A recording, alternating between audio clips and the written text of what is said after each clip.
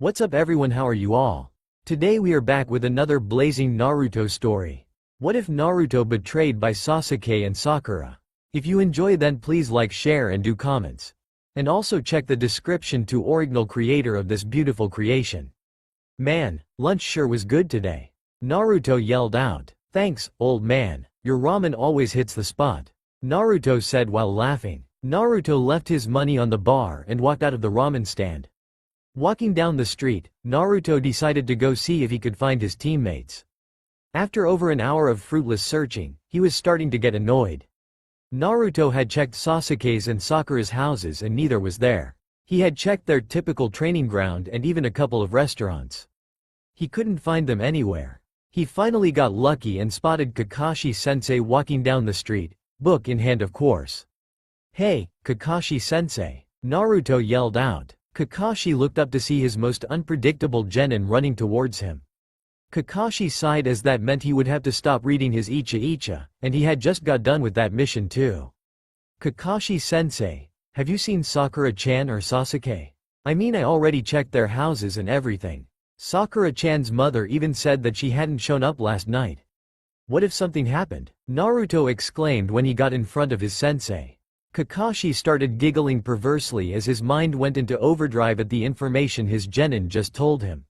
Maybe Sasuke finally decided to sample the offering, he thought lewdly. Unfortunately for Kakashi's fantasies, he remembered Orochimaru's parting words to him. "Sasuke-kun will come to me. He will come seeking power." Slightly concerned but still hoping for a perverted ending, Kakashi decided to check at a couple of discreet places to see if he could round up his missing students. First he had to deal with his other student who seemed to be jumping around everywhere. "Oh yay, I have been silent for like 2 minutes. That is way too long for Naruto to sit still," Kakashi thought with a sweat drop. "Don't worry, Naruto. I will go search for them right away. Though, you might not like the outcome." With those wise words of forewarning, Kakashi went off to hopefully find his two genin. Naruto looked at his sensei's back in confusion. What the hell did that mean? Shaking his head at his strange sensei, Naruto went off to continue his search. There were still some places he had not checked yet after all. Hours later, Kakashi was starting to get extremely worried. Worried enough to go to Tsunade to find his missing students. He had searched hours without a sign of them anywhere. No one reported to having seen them since yesterday. As Naruto had said, Sakura's mother said that Sakura hadn't even come home last night. What really worried him though was that some of Sasuke's things were missing from his house. Kakashi knew that couldn't be good. "Tsunade-sama," Kakashi said when he came before his leader. "I believe it pertinent to send out shinobi to look for Sasuke Uchiha and Sakura Haruno. Both seem to be missing with no one knowing of their whereabouts since yesterday. I have also confirmed that some of Sasuke's things are missing from his house. I believe the worst," Kakashi said with despair. Tsunade was slightly shocked. She knew that Orochimaru had gotten his grip on the Uchiha's mind, but she didn't have a clue why a girl like Sakura would be with them. She almost thought they were off on a tryst, but Kakashi wouldn't have come in without ruling that possibility out. She pondered for a moment before making a decision. "Kakashi, take Chunin Shikamaru and Genin Naruto and search along the route to the Land of Rice. If they really have left, then we are way behind on getting them back. I want you gone in no less than 20 minutes. Tsunade ordered. "Hi, Tsunade-sama." Kakashi saluted before body flickering away. Tsunade rubbed her hands against her eyes as this new disaster promised to be embarrassing for the village as a whole. To have the Uchiha leave the village and no one was the wiser would be a hard blow to Konoha. Many of the daimyos had specifically came to the last Chunin exam just to see the boy. If the information got out that the boy left without anyone knowing about it, then Konoha would be a laughing stock to other nations. She decided to end her headache like she did all the others. She dragged her sake bottle from out of the drawer and proceeded to get drunk. Kakashi quickly rounded up the people Tsunade assigned on the mission. Naruto was there for sentimental value in hope to convince them to come back. Shikamaru was there for his capturing abilities as well as his brain. They left the village with 5 minutes to spare. Of course, Kakashi hadn't yet told Naruto why they were going on an A- rank mission. He couldn't stand to have that headache on his head right that moment. Naruto wouldn't be happy with the news. To say the least. After traveling miles through the woods with no clue at where they were going, Naruto's curiosity finally got the better of him. Kakashi-sensei, Naruto called out, "Where are we going? And why did we have to bring Shikamaru along?" Naruto asked with a very confused look on his face. "Well," Kakashi began, "he just knew this wouldn't end well. Tsunade-sama believes that Sasuke has left the village to search out Orochimaru. Our mission is to try and retrieve him. The only problem is that we are hours if not a full day behind. Shikamaru is along with us because of his family's unique jutsu that will allow us to capture Sasuke if we happen to run into him." Kakashi yelled out to a Naruto who was dropping farther and farther back. Naruto eventually came to a complete stop as he tried to process the information his sensei had just dropped on him. His mind went blank for a bit as he tried to wrap it around the idea of Sasuke willingly going to some freak. "Ha ha, Kakashi-sensei. You must be joking, right?" Naruto pleaded when he caught back up to the duo. Kakashi and Shikamaru had not stopped when Naruto did. Shikamaru was surprised himself. He didn't have any clue at why Sasuke would go to a missing nin, but for whatever reason, he knew that it was not good. "I am sorry, Naruto. All the evidence points towards Sasuke leaving. Also," Kakashi slowed down his pace as he delivered even worse news to his student. "It seems like Sakura went with him." As soon as those words left his sensei's lips, Naruto's world crashed. His beloved Sakura-chan had followed the Teme to some freak. No, she couldn't have. "Kakashi-sensei, please stop kidding around?" Naruto begged with tears in his eyes. Sakura-chan and Teme both would never do something like that. Right? Please tell me you are lying, Kakashi-sensei. Naruto yelled. Tears were flowing down his cheeks as he acknowledged within him that the girl he loved had betrayed the village. Had betrayed him, just to follow the Teme. To follow Sasuke. Naruto let the tears flow freely as he finally recognized the fact that he would never go out with Sakura. Now all that was left was to catch up with them and find out the ultimate truth. Naruto suddenly sent a surplus of chakra to his legs as he sped up greatly. He was going to find the both of them, and Naruto really didn't know what he would do when he caught up with them. As he agonized over these thoughts, more and more red chakra was flowing around his legs. Naruto's speed went faster and faster. Shikamaru was stunned. To find out Sasuke had left the village was bad enough, but to find out that Sakura left with him. And they both went over to a missing nin from Konoha. If he heard that story on the street, he would laugh it off as a good joke. This situation was utterly ridiculous. Shikamaru couldn't wrap his head around the fact that Sakura was that enamored of Sasuke. The dude was a brooding bastard who hardly ever said a word. How any girl could betray everything they ever stood for that was beyond his understanding. Naruto, slow down. We are setting a fast pace anyway. You don't need to burn extra chakra to go even faster and leave us both behind. Kakashi yelled out. By now, Naruto was already a good 100 yards ahead, and he seemed to just be pulling farther away. Kakashi sighed in frustration as Naruto paid absolutely no attention to his words. He pumped extra chakra into his legs as well and just hoped that Shikamaru could keep up. The three sped off into the forest hoping to find the duo before they passed the border. After an hour of extreme running, they got their answer. They were too late. When they finally reached the Valley of the End, the sight that greeted them was of Sakura and Sasuke, along with 4 others, standing on the statue of Madara Uchiha. The world which crashed earlier for Naruto was shattered. He had initially hoped that everything was a big misunderstanding, but now he could see the truth. Sasuke had left, and Sakura had followed. His Sakura-chan who he had always adored. His Sakura-chan who he had always admired. His Sakura-chan who he had professed his love to. All of that was betrayed. All of his love and admiration and care was betrayed. For him, Sasuke Uchiha, Sasuke, Naruto roared out, and it was a magnificent roar. Backed by the Kyuubi's chakra, what would normally be a loud yell was turned into the roar of a beast. An angry beast that wanted only one thing: revenge. Sasuke and Sakura looked back the way they had come in surprise. What confronted them was not an animal like they had first thought but their sensei and teammate. Raising his eyebrow, Sasuke gave a condescending smirk at what he already considered his past. He was already beyond the losers of Konoha, and he wouldn't let them take him back. He finally had the opportunity he had always wanted. He could finally achieve the power to kill his brother. Shouldn't you losers be back in Konoha chasing a kitten or something? Sasuke asked condescendingly. Sakura, at his side, really just wanted to leave as she wasn't 100% comfortable with leaving the village yet. That feeling had only been reinforced when she met the escort for their trip. They had thrown a lot of scorn at her for being useless.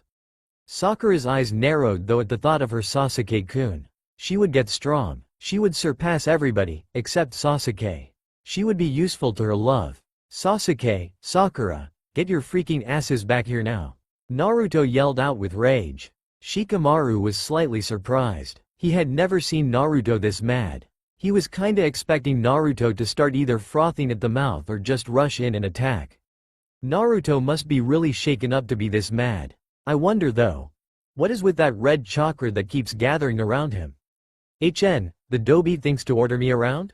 As if. Sasuke yelled. I can finally get what I have always wanted. With Orochimaru's aid, I will finally get the power to destroy my brother. I will finally actually move forward instead of that stupid crawl I was moving at in Konoha. Sasuke ranted. I mean look, I started out so much stronger than you, but you kept getting stronger and stronger while I gained nothing. Not anymore. I will finally gain the strength that has always been my right. And no one will stand in my way, Naruto. No one. Kakashi's eyes widened at the rant of his student. He winced in pain at the message, but he was honestly surprised at just how bad the boy had gotten. Konoha should have actually done something for the boy instead of the Sandame's "it will take care of itself" plan. Hindsight showed that that was the worst possible plan the village could have taken. Leaving Sasuke to himself after the massacre only ended up pushing him away from Konoha. Sasuke. Kakashi called out. He had to try even if he thought it would be hopeless. I am sure the Hokage can forgive you and Sakura if you come back now. If you continue attempting to leave though, I cannot guarantee what will happen. Kakashi warned. He really hoped that the two would give up without a fight, but he seriously doubted it would happen. The four with them also gave him pause. Orochimaru would only have sent his best. It also didn't help that Orochimaru's people looked perfectly rested, while Shikamaru was probably almost out of chakra from the forced run here. Go tell your precious Hokage that we probably won't meet again. I am following my own path now, not Konoha's. Sakura has elected to join me. Any last words to our past, Sakura? Sasuke asked his teammate. Sakura looked at the two people she had come to finally care about. She then looked to Sasuke, who was her only love. She had told him she would do anything. She was going to follow that promise to the end. Kakashi, Naruto baka. Sakura yelled out. This actually feels pretty good. I never knew talking down to people that had authoritative privileges over you at one point in life was so much fun. I am going to become powerful as well. Next time we meet, if we do, Sasuke won't be the only powerful person. I will be a shinobi that will put fear into the hearts of others through my mere presence. Later, losers. Sasuke had to laugh at the looks on everyone's faces. He knew that he made the right call in bringing Sakura along. She was totally devoted to him, and she was totally devoted to strength. She could become a real asset later when he hunted his brother. She also had a unique way with words. All six suddenly left the statue they had been standing on and disappeared into Rice Country. Shikamaru saw Naruto fall to his knees as the boy started sobbing. Then Kakashi came behind him and put his hand on Naruto's shoulder. Shikamaru could make out what appeared to be tears flowing from his eyes as well. A team was torn beyond all recognition. The last words between people who had become almost family were words of hate and scorn. Kakashi, who had problems in his past, and Naruto, who had problems throughout his life, were both left reeling as their bonds with Sakura and Sasuke were broken so easily by the duo. All the teamwork principles Kakashi had taught, abandoned. All the camaraderie between them, broken. Naruto and Kakashi's world, shattered. They left the Valley of the End broken. What would come from this breaking would alter everything. Shikamaru could only look on at his friend's pain because ultimately, they had arrived too late. Sasuke and Sakura were already gone from Konoha territory, and they had already torn Konoha from their hearts. A week had passed since Sasuke and Sakura had left. A week of laying in bed and thinking of all the things they had done together. Reflecting on where it had all gone wrong. Naruto was glad of the food baskets that were left at his door by Shikamaru and Shoji, or he honestly might not have eaten at all. Naruto was trying to literally rethink his whole life because, obviously, he had done something wrong. The one thing that Naruto had absolutely concluded was that he was too weak. He had to get stronger. Naruto didn't really understand what he was going to do, but the second thing he concluded was that he was going to beat the shit out of Sasuke and Sakura. Whether he would attempt to bring them back to Konoha was very questionable. The thought of just killing them actually crossed his mind. If anyone knew that Naruto thought of killing someone, they would immediately laugh. They would say that Naruto doesn't even know what killing meant. They would be dead wrong. The shattering of his world and the breaking of everything he thought he knew had really changed Naruto. The personal betrayal of Sakura to follow Sasuke, Naruto's teeth started grinding at just the thought of it, really put the betrayal of the village by both of them into perspective. The girl he loved spat on him. It was as easy as that. She had not only spat on him, but she had spat on her parents, friends, and every soul that depended her inside of Konoha. Sasuke had done the same. Ninja were supposed to protect their village and the citizens of said village. Ninja were supposed to protect their fellow ninja. Ninja were supposed to protect the lives of the innocent. Sakura and Sasuke ignored all of that to go to a freak who had been caught killing and experimenting on the people he was supposed to protect. After this realization on the third day in his room, the duo's betrayal hurt all the more for Naruto. Naruto was trying to put the pieces back together on his life. After they had arrived back in Konoha a week ago, they had gone to report their findings to the Hokage. She expressed her sympathy to both remaining members of Team 7 and gave them a couple of weeks off. She had ordered Shikamaru to tell the other genin the news. Shikamaru had told him of how the others acted when he came to deliver a food basket on one of the days. The rookie 7 were devastated. Ino supposedly hadn't been left her room in days, much like Naruto himself. The others were despondent. They couldn't believe that people they considered their friends had left to join the same person who had just invaded Konoha. It was despicable. The duo totally ignored all the people crying and hurting from dead mothers, dead fathers, dead siblings, and a dead Hokage. Naruto had already heard that Kiba had thrown himself into training. The dog boy was already determined to make sure Sasuke fell by his hands. Naruto had also heard from Shikamaru that the shinobi of Konoha were pissed. The boy that many had put their hopes in to erase the stain of having an entire clan wiped out by one person by killing that one person, had gone rogue. It left many people with bad tastes in their mouths. It only got worse when they found out that he had betrayed Konoha for Orochimaru. Naruto found it somewhat funny that people were now calling the Uchiha, as a whole, a cursed clan. They said that nothing good came out of the clan and were glad it was gone from Konoha. Naruto figured that it was mostly bitterness talking, but it was still ironic to hear. On the 8th day back in Konoha, Naruto finally left his apartment. The first place he went to was Ichiraku's ramen. He definitely needed his comfort food at a time like this. Walking the streets to the ramen stand, Naruto got the feeling that something was different within the populace of Konoha. He just couldn't put his finger on it though. He banished it from his mind when he arrived at the ramen stand. Going in and sitting quietly wasn't his usual style, but he couldn't work up the enthusiasm to put on a big smile for the owner. Naruto quietly told Ayame to keep the bowls coming. He was in the mood for a binge. After his 7th bowl of ramen, a small smile appeared on his face. After his 10th, the smile grew larger. After his 13th and last bowl, the smile was at its usual wattage as Naruto had shoved all thoughts of Sasuke and Sakura from his mind to enjoy the greatness of ramen. Naruto pondered thoughtfully that ramen could easily be used in torture. Deny people ramen, and they would flock to tell all they knew. What Naruto himself didn't realize was just how much damage the betrayal of the duo had left on his mind. He was thinking of using ramen in torture for God's sake. The thought of killing the duo was also very prevalent in his thoughts. Naruto passed all this up as just a common occurrence, but was it really? Leaving the ramen stand, Naruto ran into the one man he had wanted to find.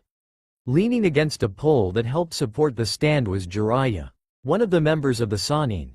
Said to equal, if not surpass, Orochimaru. Naruto knew that if he ever wanted to take on Sasuke or Sakura, he would need the teachings of someone powerful. Jiraiya was that guy. Ero Sennin, Naruto said softly when he stopped in front of the man. Please take me on as your apprentice. Teach me, please, Naruto asked with all the courtesy he could muster. Jiraiya looked at the young boy who had been a loudmouth just a couple weeks ago. Now Jiraiya did not know what way Naruto would go. It seemed that the betrayal of his friends had done what war could not. It had changed him. Jiraiya wondered if Naruto would ever smile and laugh with all his heart again. Jiraiya, himself, knew what it felt like to be betrayed. It still hurt him to this day. Naruto, I know how you feel. Jiraiya started. Orochimaru was once my best friend. My brother. We had worked together for years. When he betrayed Konoha, it was like my heart was shattered. Jiraiya stopped to collect his thoughts. He wanted Naruto to see just how close their situations were. I tried to bring him back, you know. How I tried. Sadly, nothing worked. Sighing, Jiraiya looked at the Hokage mountain. When he continued, his voice was even quieter. Orochimaru disappeared for a few years, and the next time I saw him, he tried to kill me. Me, his best friend, snort, or so I thought at least. It took me a few more years after that to realize that Orochimaru had no friends anymore. The only thing that interested him was power and jutsu. Jiraiya turned to look at the boy he would call his apprentice. Naruto, the pain you feel at their betrayal is probably worse than mine when Orochimaru betrayed me. Unlike me, both of your teammates betrayed Konoha, but more importantly, they betrayed you. It hurts, doesn't it, Naruto? The pain of shattered bonds. People who were once friend, once family. Gone by their own will. It hurts. Jiraiya put his hands on Naruto's shoulders. He looked him directly in the eye before continuing. The question is, what will you do with that pain? Will you lash out? Will you betray others? Or will you turn that pain into power? Will you work day in and day out to become stronger? His voice gaining strength and power, Jiraiya continued with passion. Yes, you will not give in to that pain. You will not give in to that hurt. You will overcome it, and you will get stronger. And stronger and stronger. Nothing limits you, Naruto Uzumaki. Become the best. Take this pain as a lesson. Take these feelings and never let them come into your life again because you're so damn powerful. Who would betray you? Naruto looked at the man in front of him. Tears in his eyes, smile on his face. Naruto looked at the man in front of him. Ero Sennin, you truly are an amazing person. One day, I want to be as powerful as you. I will take your advice, and I will use this experience to help me along. I will not stop, and I will not let up. I will become strong, no matter what. Naruto hugged his new sensei. Ero Sennin, thank you. Naruto whispered while giving the man the biggest smile and hug he possibly could. Jiraiya just smiled. This was truly a feeling he had been missing most of his life. The feeling of being hugged by one who could be considered a son. Jiraiya knew he hadn't been hugged like that since Minato was 13 and had just seen his first taste of death. Jiraiya's words that day had quite possibly set Minato onto the path of greatness, just as he hoped his words this day would set Naruto onto the path of greatness. Pulling Naruto back out to arm's length, Jiraiya gave the kid a once-over. Nodding his head, he started laughing. Okay, kid, time for some training. I want you to go pack what you will need for an extended absence from Konoha. You and I are going on a training trip. Jiraiya yelled proudly. We will be gone a couple of years. About 2.5 to be exact. Over those years, I promise you that I will turn you into one of the strongest shinobi Konoha has ever seen. Just you wait, brat.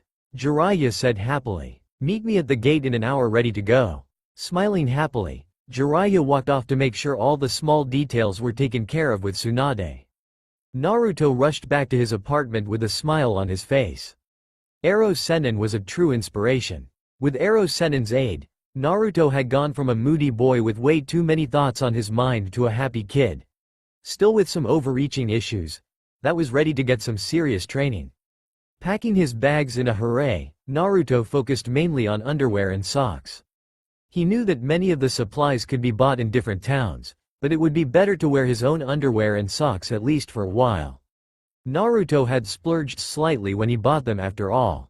The end result had been that they were extra comfortable. Looking around at his apartment, it struck him as an incredibly lonely place to be at. He was actually glad to be leaving for a while. It was time for a change of scenery. The last thing he saw before closing the door was the photo of Team 7. Sakura's smiling face and Sasuke's brooding look both brought a frown to his face. They were gone, and Naruto believed that they were never coming back. It hurt, but he would move on. He would move on. Locking the door, Naruto left his apartment. He just hoped it wouldn't be too dusty when he came back. He raced over the Ichirakus to make sure he bid them goodbye. He would miss their delicious ramen. People just didn't make ramen like Ichiraku's. Something about the place seemed to just promote good taste. Oi, Ayame, old man, I came to say bye. I am going to be leaving for a couple of years, but when I come back, I will kick some serious ass. Naruto told the two with a smile. That's nice and all, Naruto, but who will pay for Ayame's pretty clothes at home without you here? Tsuchimaki exclaimed. I don't see how we will ever make it without your insatiable appetite for my fine cooking. Tsuchi said with a laugh. Naruto laughed along with the old man and Ayame. It felt good to laugh. He hadn't really done any laughing in over a week. He waved goodbye as he jogged away. Making his way towards the gates, Naruto again felt that something was different about the citizens. Usually they seemed to ignore him or whisper behind their hands, but today was different. Naruto just couldn't really figure out how. Naruto found himself the first one at the gate. Ero Sennin hadn't made it yet, but Naruto figured he wouldn't be much longer. He wasn't Kakashi. That reminded him. He hadn't seen Kakashi since the report to Baan. He hoped his sensei didn't go into some kind of emo depression or anything. The duo's betrayal was painful, but Naruto was going to use it to get stronger. Simple as that. Once more affirming his resolution, Naruto looked up to see Jiraiya walking towards him with his scroll on his back. Looking at his teacher from a distance, Naruto noticed something he really hadn't before. Ero Sennin was freaking tall. The man was a giant. Naruto really hoped he started growing. He would look like an absolute shrimp when they traveled together. Ready to go, Ero Sennin? I want to start my training as soon as possible. I will become strong. I will protect the people of Konoha. Naruto said with passion. Jiraiya had to admit that he liked this new Naruto slightly better, though the old one wasn't bad either. Naruto now seemed to think a little more before blurting out anything and everything that entered his mind. He also seemed to be a bit, or maybe a lot, more serious. Jiraiya looked around at the citizens who had overheard Naruto and were smiling at the boy. He didn't think Naruto noticed, but the boy was going to be in for a surprise when they got back. The citizens were finally starting to acknowledge him. Let's go, brat. I will even start your training as we walk. I bet you're going to be more powerful in no time. Jiraiya's voice drifts back to the citizens' ears as the two leave Konoha. It wasn't for another couple of minutes until their backs, one giant-sized and one shrimp-sized, disappeared from view. With Kakashi. Kakashi was in his house curled up in bed. He hadn't left since he got back. Cradling his knees in his hands, he was just rocking backwards and forwards. If anyone was around, they would hear the words, "I am a bad sensei. I am a bad sensei," repeated over and over and over. Kakashi was having some slight problems. It would take him the full 2 weeks Tsunade had given him off to break out of his funk. Once he finally broke out, he realized that being emo wouldn't really help the situation at all. Kakashi eventually decided, with the help of a nice, cheap psychiatrist, that becoming even stronger would be the best thing that he could do for himself at the time. Kakashi went into training with a vengeance. He was going to get his students back if it killed him. Back with Naruto and Jiraiya. Naruto grinned happily as they were walking down the road. Ero Sennin truly knew how to put him in a good mood. Naruto was determined. The time spent on this training trip would truly define him. He was going to create, adapt, and flat-out copy, with his own little flair, of course, any jutsu as he thought would truly help him. He was going to become so fast and good that he would leave Sasuke in the dust. Nothing would be able to stop him. He was Naruto Uzumaki, damn it. Future Hokage. And when he got his hands on Sasuke and Sakura, they better start praying because, in him, they would find no mercy. Miles outside of Konoha, two men were walking. Well, it would be better to say one man and one small child. Naruto Uzumaki had just started the first training exercise his sensei had given him. The exercise was one of the basic of basics with a slight twist. All Naruto had to do was keep 35 leaves stuck to his body while walking and then running. Easy, or so Naruto first thought.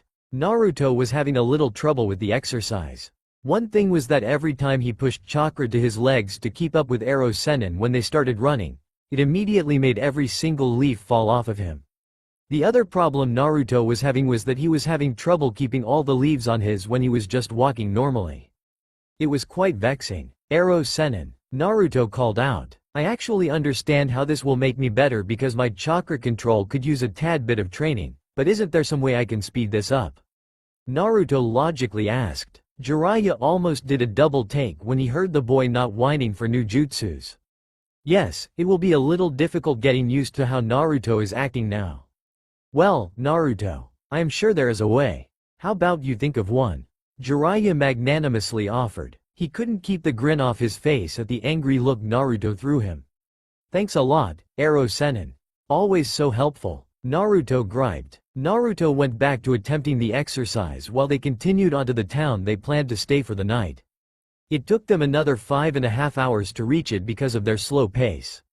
Consequently, it was dusk when they reached the cozy little town. Surprisingly, Naruto had made good progress on the chakra exercise. He could at least hold all the leaves on him while walking. Many still fell off though when he started applying chakra to different parts of his body in large quantities. Getting into their room for the night, Jiraiya decided to run over the training schedule he planned for Naruto to learn over the years with him. Pulling out his notebook, previously used for his porn ideas, Jiraiya went over all his notes before sitting down. He gestured for Naruto to sit across from him on the opposite bed. Naruto, I think now is a good time for us to go over what you will be learning in your time with me. At Naruto's serious nod, Jiraiya continued. I am planning to shore up all your basic skills first thing. That means I am going to get your taijutsu up to stuff as well as make sure you can dispel genjutsu. I am going to pound into your head strategy and tactics. No more rushing straight into things.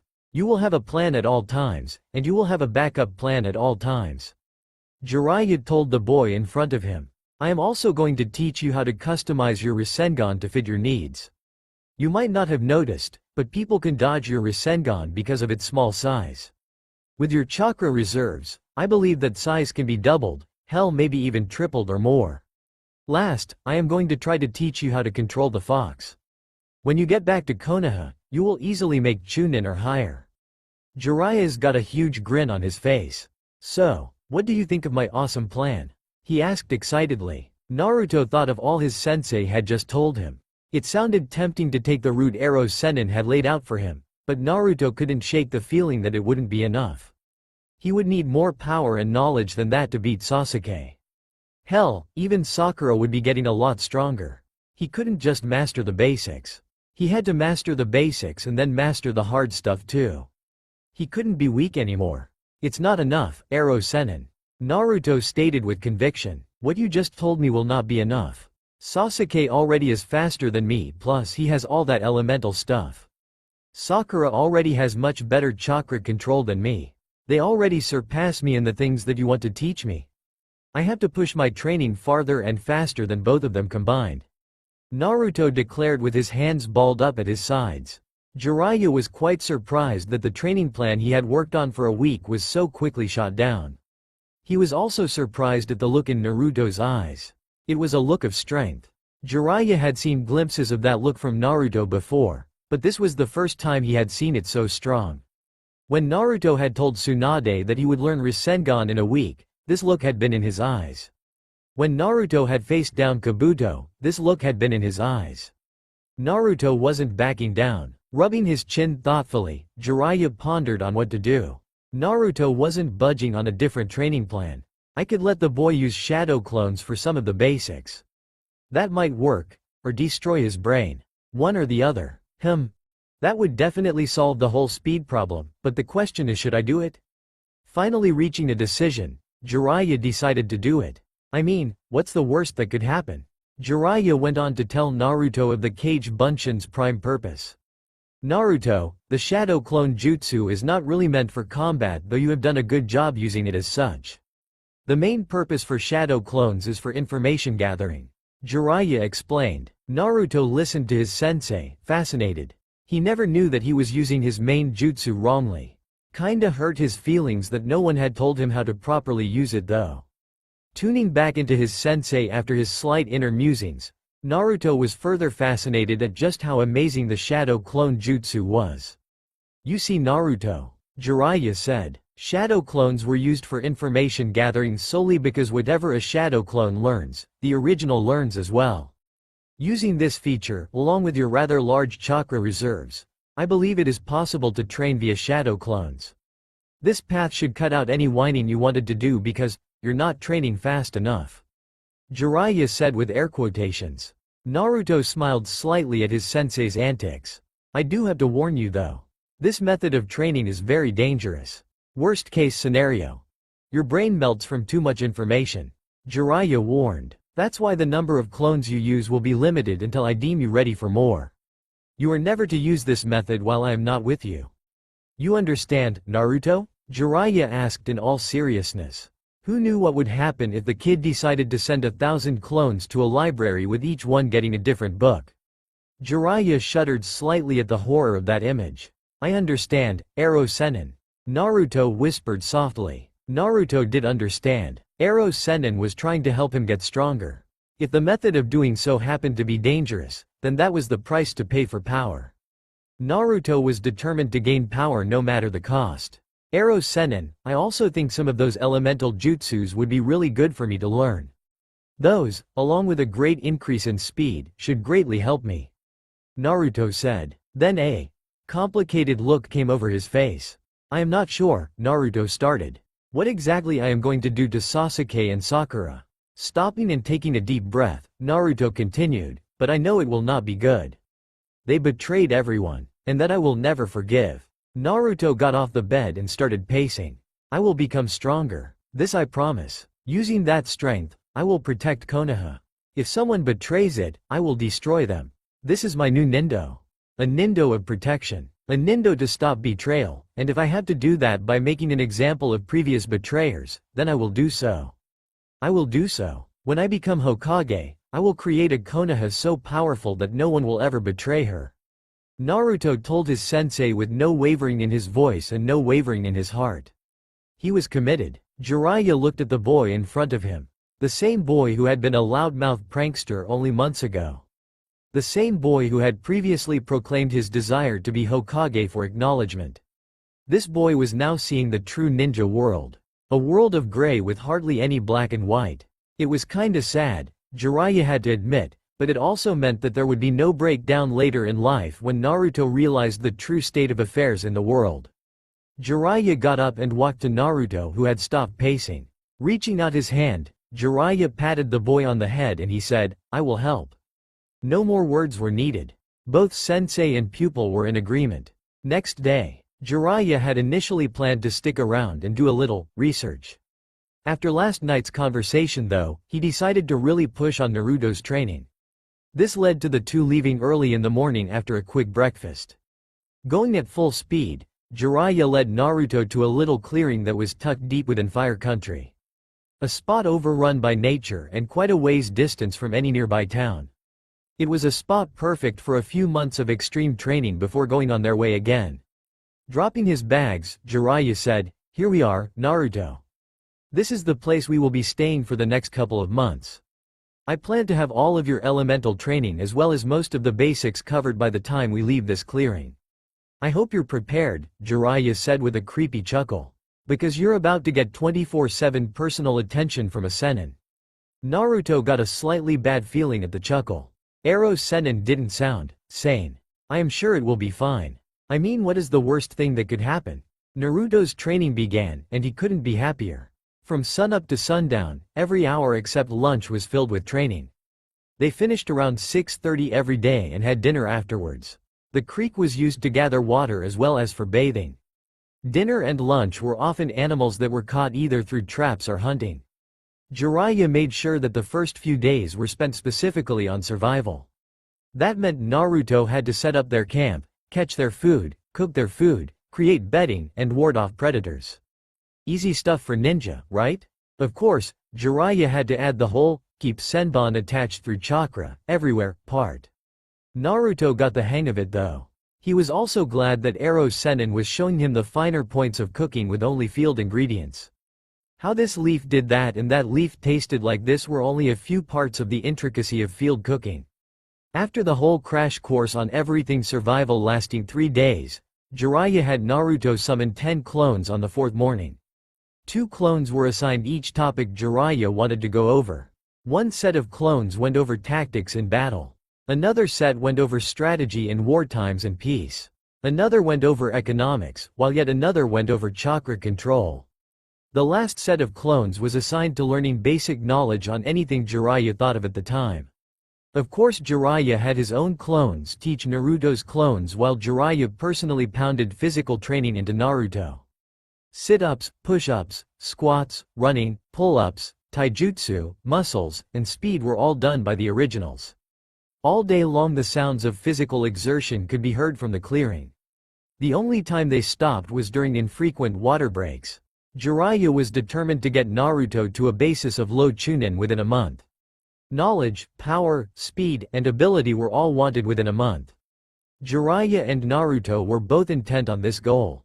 Jiraiya was very insistent on a better taijutsu for Naruto. He explained his reasoning on the 6th night.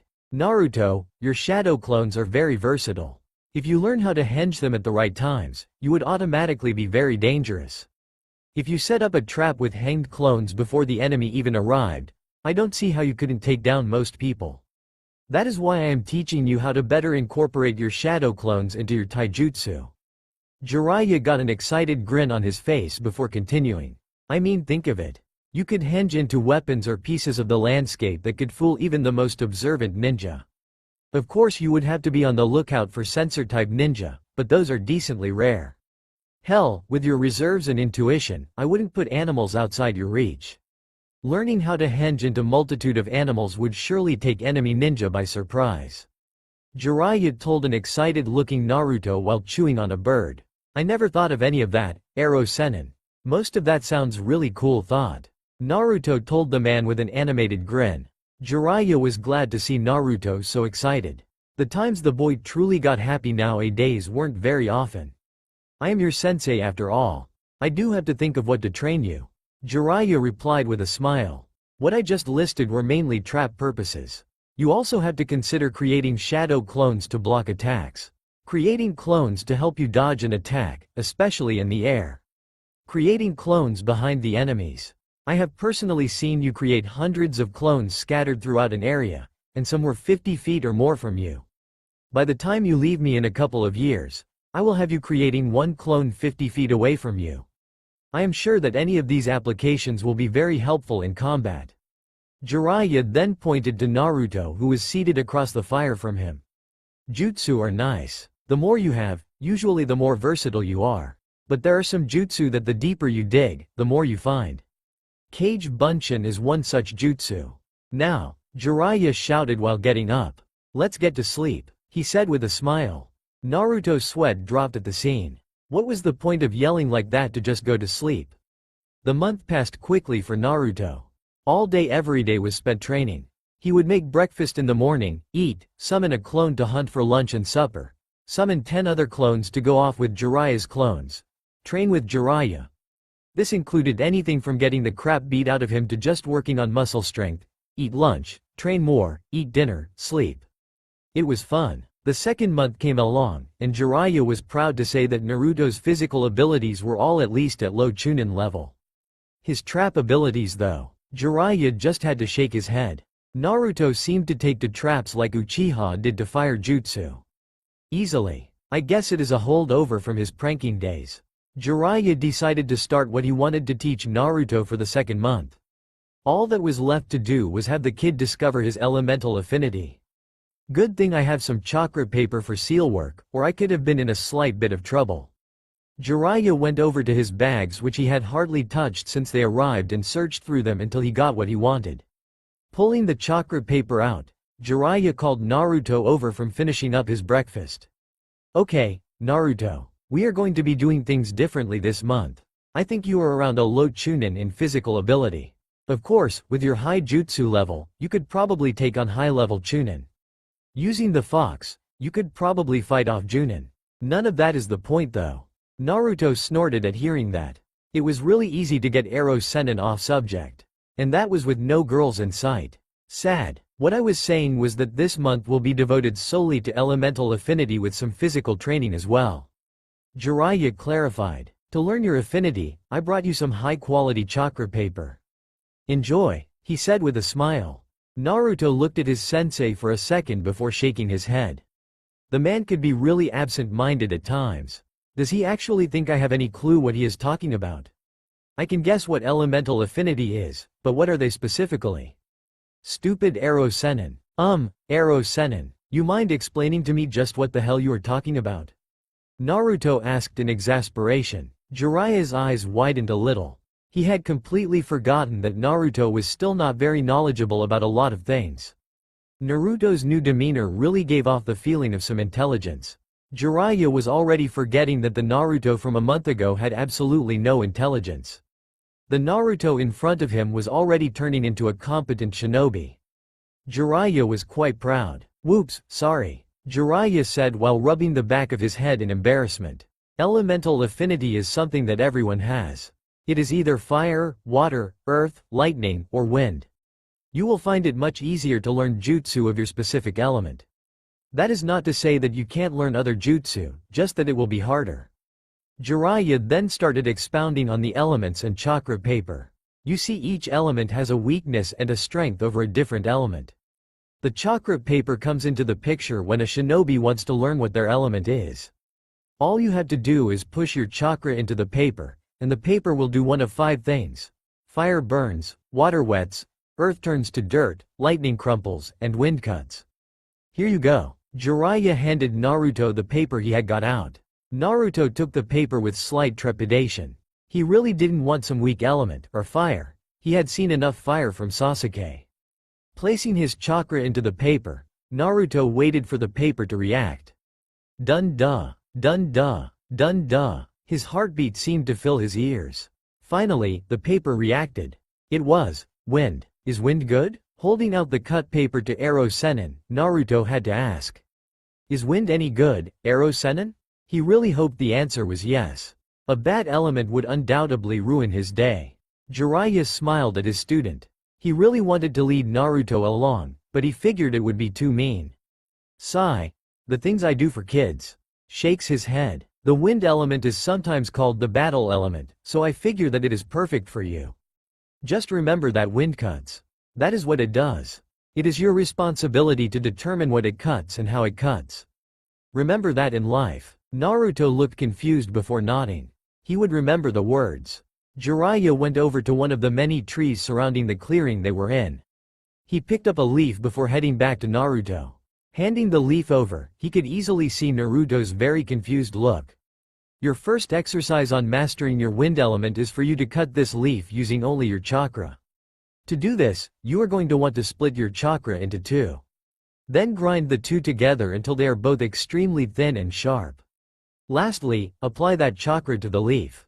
I will allow you to summon 100 clones for this exercise. Let us hope you can get it in a week where we can move on to the second exercise.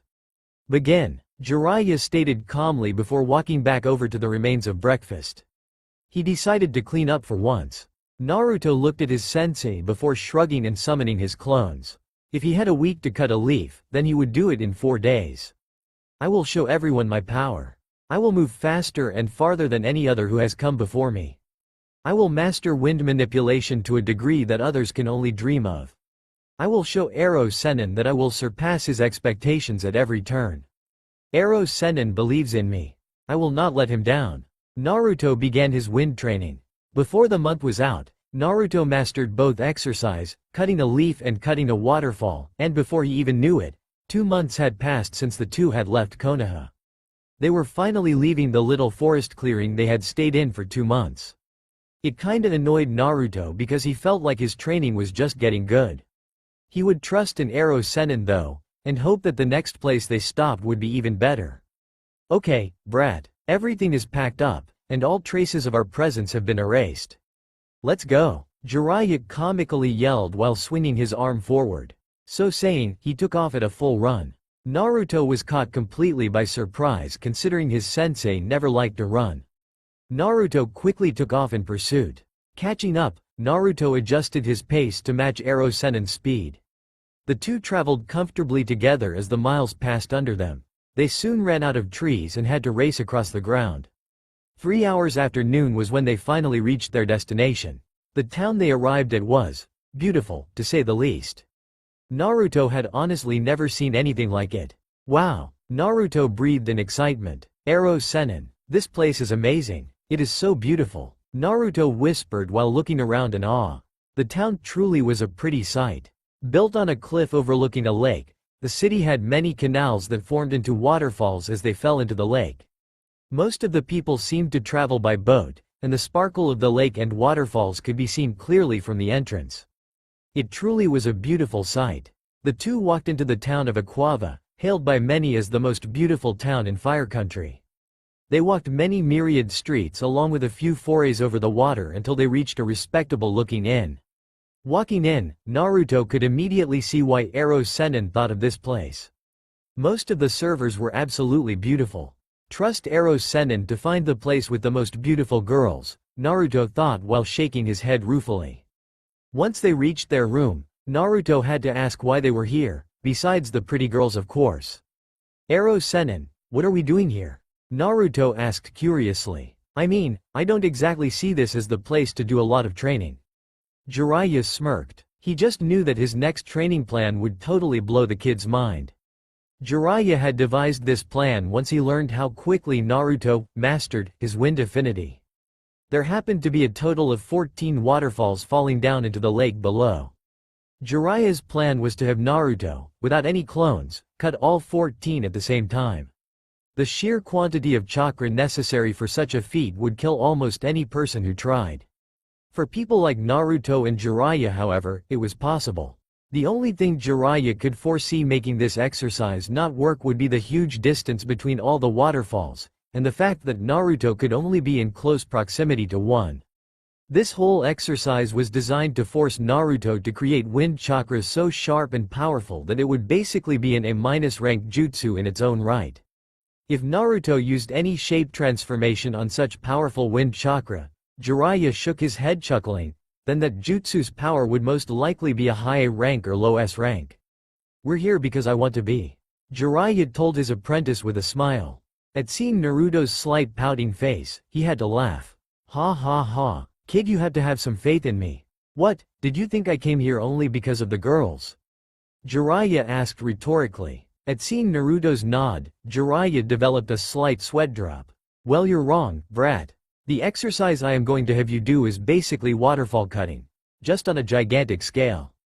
Jiraiya started smiling evilly while rubbing his hands. You, my fine apprentice, are going to be on the lake below. Your job? Cut every waterfall. At the same time, without clones, Jiraiya started cackling when he saw the look of horror on Naruto's face. Naruto was now sure. Ero Sennin was batshit crazy. There was no way that he could do that. Naruto had seen how large and separated those waterfalls were. It would be impossible for him to cut them all at once. The chakra requirements alone might not even be possible for him. Naruto started thinking of any way he could convince Ero Sennin to see reason. Then he stopped. He closed his eyes before mentally berating himself. What the hell am I thinking? This is the perfect opportunity. This can easily be my first step in showing Ero Sennin just how powerful I will become in wind. This will be my first step to truly becoming stronger. I will master this exercise in no time. Naruto opened his eyes to give his sensei his answer. Jiraiya was moderately surprised, though he really shouldn't have been, at the resolve he saw in Naruto's eyes. Naruto was ready to start trying to cut all those waterfalls. I guess I should give it to the kid. I mean, hell, I wasn't really expecting him to be on board with this. I mean, he would have good reason to not do it. I was drunk when I thought of this training. Jiraiya thought with an inner embarrassed chuckle. I am ready, Ero Sennin. Time to take my wind affinity to the next level. Naruto shouted out. There is still some daylight left, so let's get our butts down there and start training. Naruto then ran out of the hotel heading towards the edge of the city. Jiraiya sighed. He had forgotten just how time-consuming it was to have an apprentice. Jiraiya slowly followed after his student with his head hanging. He had so been looking forward to making nice with all the ladies too. Naruto arrived at the edge of the city with Ero Sennin nowhere in sight.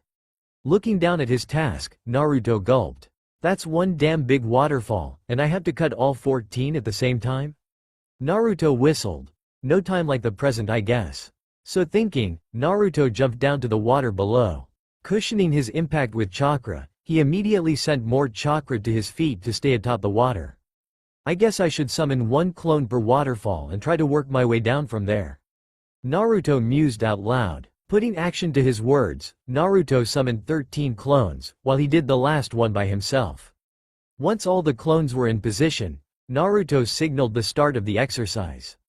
It took only a few minutes for each clone to get warmed up and split their waterfall, but none of them could figure out how to extend their reach to include the others. Naruto sighed at seeing the result.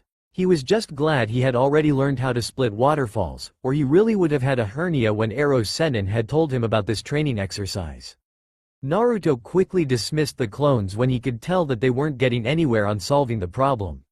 Taking in their experience, Naruto sat down to meditate on a way to split all waterfalls at the same time. Diminishing the number of clones until only the original remained didn't seem to be the way to go. That would only leave for Naruto himself to keep increasing the chakra and quality of his wind cutting until all waterfalls were cut. Naruto bit his tongue, perturbed.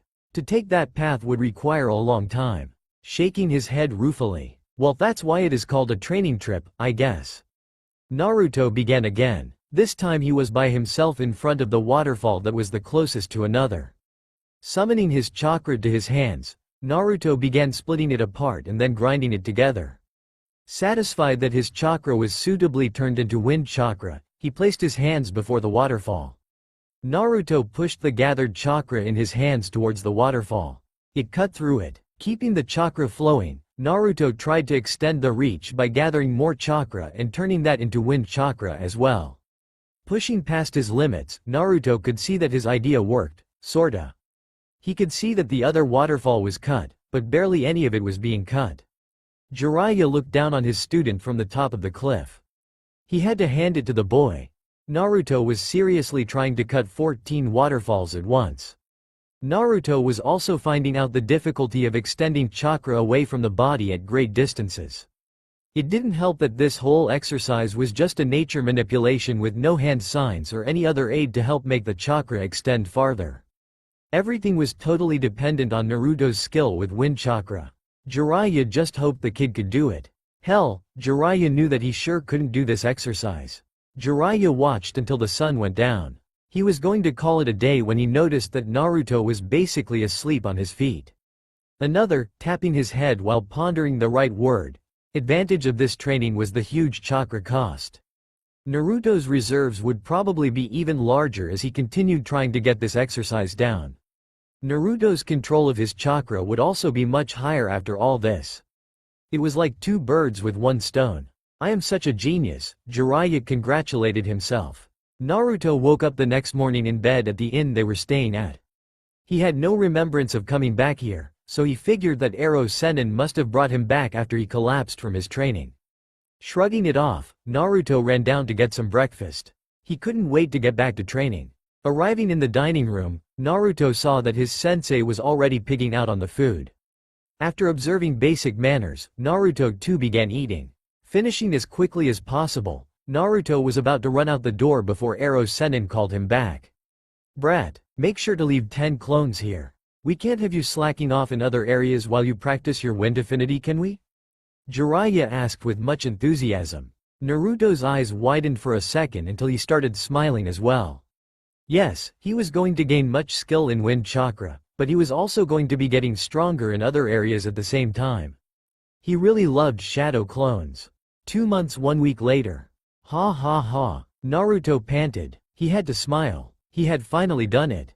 After a full day of trying, he had finally done it. Cutting 14 waterfalls at the same time by himself.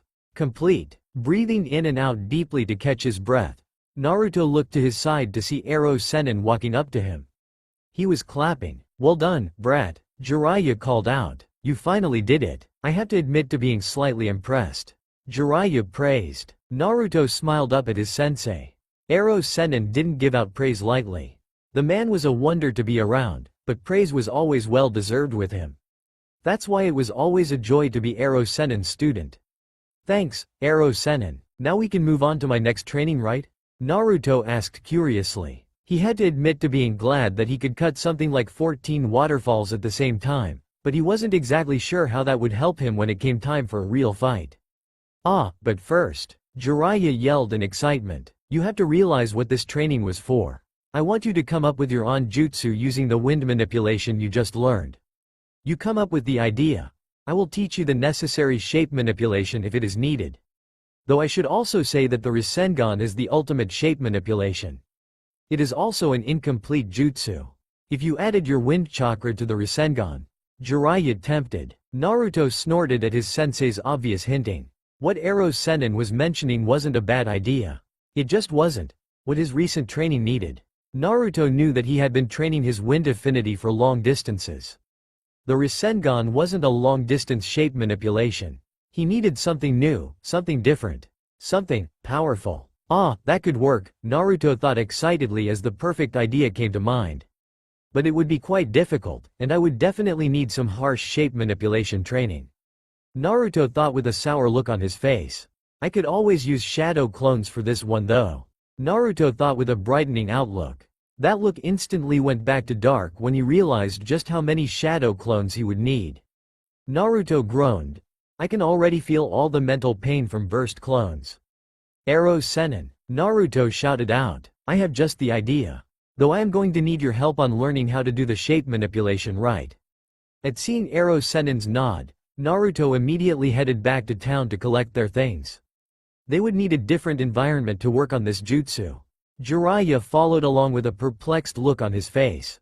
When did I become the follower? I am supposed to be the sensei here. Jiraiya thought with a pout. Once they got out of town and were on the road, Jiraiya just had to know where Naruto thought he was going. For all he knew, the kid was going to walk around randomly until he spotted a nice place. Yo, brat, where the hell do you think you are going? Jiraiya squawked as he saw Naruto start speeding up. Jiraiya really wasn't in the mood for running. Naruto looked back to see Eros Sennin running to catch up while scratching his butt. Naruto started choking with laughter. It was an amusing sight to be sure. Finally gaining control of his laughing, Naruto saw that Eros Sennin had caught up with him. Naruto decided to explain some of his thought process. Well, for my idea to work, I am going to need a lot of room. It would also be best if there are no obstructions. My idea is a long-range kind of thing. Since I am using wind chakra, anything in my way will be cut. Naruto explained. Jiraiya looked at the boy in front of him with an eyebrow raised. Naruto was awfully to think that whatever was in his way would be cut. Then again, if what Naruto had told him about his final solution to cutting all those waterfalls was true, then Jiraiya could possibly see Naruto cutting most anything from his path. Naruto had ultimately decided that he literally couldn't cut all 14 waterfalls at once with his current level of wind molding. That was why Naruto decided to go back to the basics of molding wind chakra. Naruto theorized that if he could make the quality of wind chakra better, it would be easier to cut everything. It turned out that the boy was right. Naruto had worked long weeks on getting his chakra to grind together to a finer and finer line until finally he unleashed his result. It was quite a disturbing scene as Naruto was using around 800 clones, all of which were sitting down and focusing only on wind manipulation. Jiraiya would have sworn that he would never, ever see Naruto Uzumaki still like that for such a long time. To see 800 of him doing it, scary. Sounds like the desert would be a good place for you, brat. What say we head to Suna? If my recent informants are right, then you will be getting quite the surprise when he arrived there. Jiraiya said with a secretive grin. Naruto narrowed his eyes as he stared down his sensei. Eros Sennin wasn't talking though, so he eventually gave up trying to stare him down. It always annoyed him when Eros Sennin decided to get all hush-hush. Sighing, Naruto continued walking. The desert of Suna sounded just as good as any other place. At least there, he would be able to visit Gaara. Master and pupil sauntered off to the desert. 6 days later, Naruto had to concede. His idea to go to the desert, bad idea. It was freaking hot in the desert. Not only that, Naruto was definitely not wearing the right kind of clothes to be traveling in over 100 heat. That was why he had already gotten rid of the upper part of his orange jumpsuit. The annoying thing was that Eros Sennin had thought Naruto was keeping up with it, while Naruto thought Eros Sennin was keeping up with it. The end result was that there was no more top to the orange jumpsuit. Naruto was stuck in his orange pants and a black shirt. Let's not forget, Naruto grumbled to himself. Ero Sennin just had to completely bypass Suna and take us deep into the desert. We're in the middle of freaking nowhere, Ero Sennin. Naruto suddenly shouted. I thought we would at least go to Sanagakure and visit Gaara. Jiraiya looked back at his suffering pupil. He smiled. The brat wanted to go to the desert, while he damn well was going to give him the desert. Before Jiraiya even thought about taking him back to civilization, Naruto was going to have a whole new level of physical fitness. Tut, Naruto. You didn't want to come to the desert to work on your jutsu, remember? Jiraiya asked sweetly. Naruto was going to kill him. He could already see Ba-chan's reaction. Where is that pervert, she would say. I would reply, I killed him. She would look shocked and then ask, why? He annoyed me, would be my perfectly logical. She would go into deep thought for a second, and then look up and say, perfectly understandable. Yes, Naruto could see it all now. He started laughing maniacally. Jiraiya became slightly scared from the evil laughing Naruto was doing. The boy really needed to tone down the whole bad guy vibe he had going. Oh well, I can always beat it out of him out here. Jiraiya developed his own evil laugh. Okay, Naruto. We are here, Jiraiya exclaimed while thrusting his arms outward. Naruto looked and looked, but all he saw was sand. He did not like where this was going. For the next couple of months, we are going to be camping right here. While your clones are doing whatever shape manipulation you want to learn, you and I will be doing a totally insane workout schedule. Jiraiya said with a smile. Naruto really did not like where this was going. Of course, in this heat, it would be totally understandable that any exercise you do will tire you out more than you are used to. I promise you right here and now. Anytime you drop from exhaustion, I will immediately double whatever we are doing at the time. Jiraiya warned. Hey, he was a nice guy. He at least gave the boy warning. Naruto looked at his sensei. He looked at him some more. A little more. Then he looked out at their new training area. Then back to his sensei, who was still smiling. He leaked a few tears before bowing his head in imagined pain. Naruto just knew that this wasn't going to turn out good. 2 months in. 2 glorious months of physical training in a freaking desert. Naruto, while admitting to the effectiveness of the training, was still ready to get the hell out of there. So what if he could use his chakra to help keep him cooler? So what if he could use chakra to walk on sand instead of sinking? So what? It was freaking hot. Jiraiya watched his student with an indulgent smile. The brat was in a mood again. One thing that annoyed Jiraiya about Naruto's new attitude was that every now and then Naruto would just start getting all uppity. Naruto used to never get uppity. Now someone could almost set their watch by it. The only good thing was that it was quite easy to break him out of his mood. All one genius sensei had to do was offer a little extra training. Didn't matter if Naruto was acting out because of the training, Naruto would always snap out of his moods at the opportunity of training. Controversial? Yes. Did Jiraiya care? No. Jiraiya himself was getting tired of the desert, but he figured it would a couple more months until they left.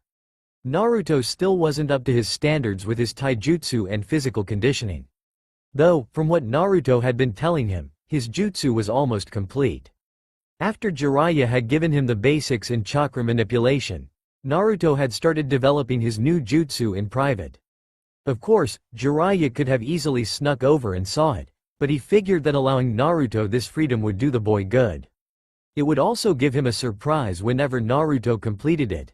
Jiraiya liked surprises, especially big-ed ones. Naruto huffed as he finally finished the last semi-impossible task Ero Sennin had assigned him that day. This time all he had to do was dig a hole using only his hands, in sand, without chakra.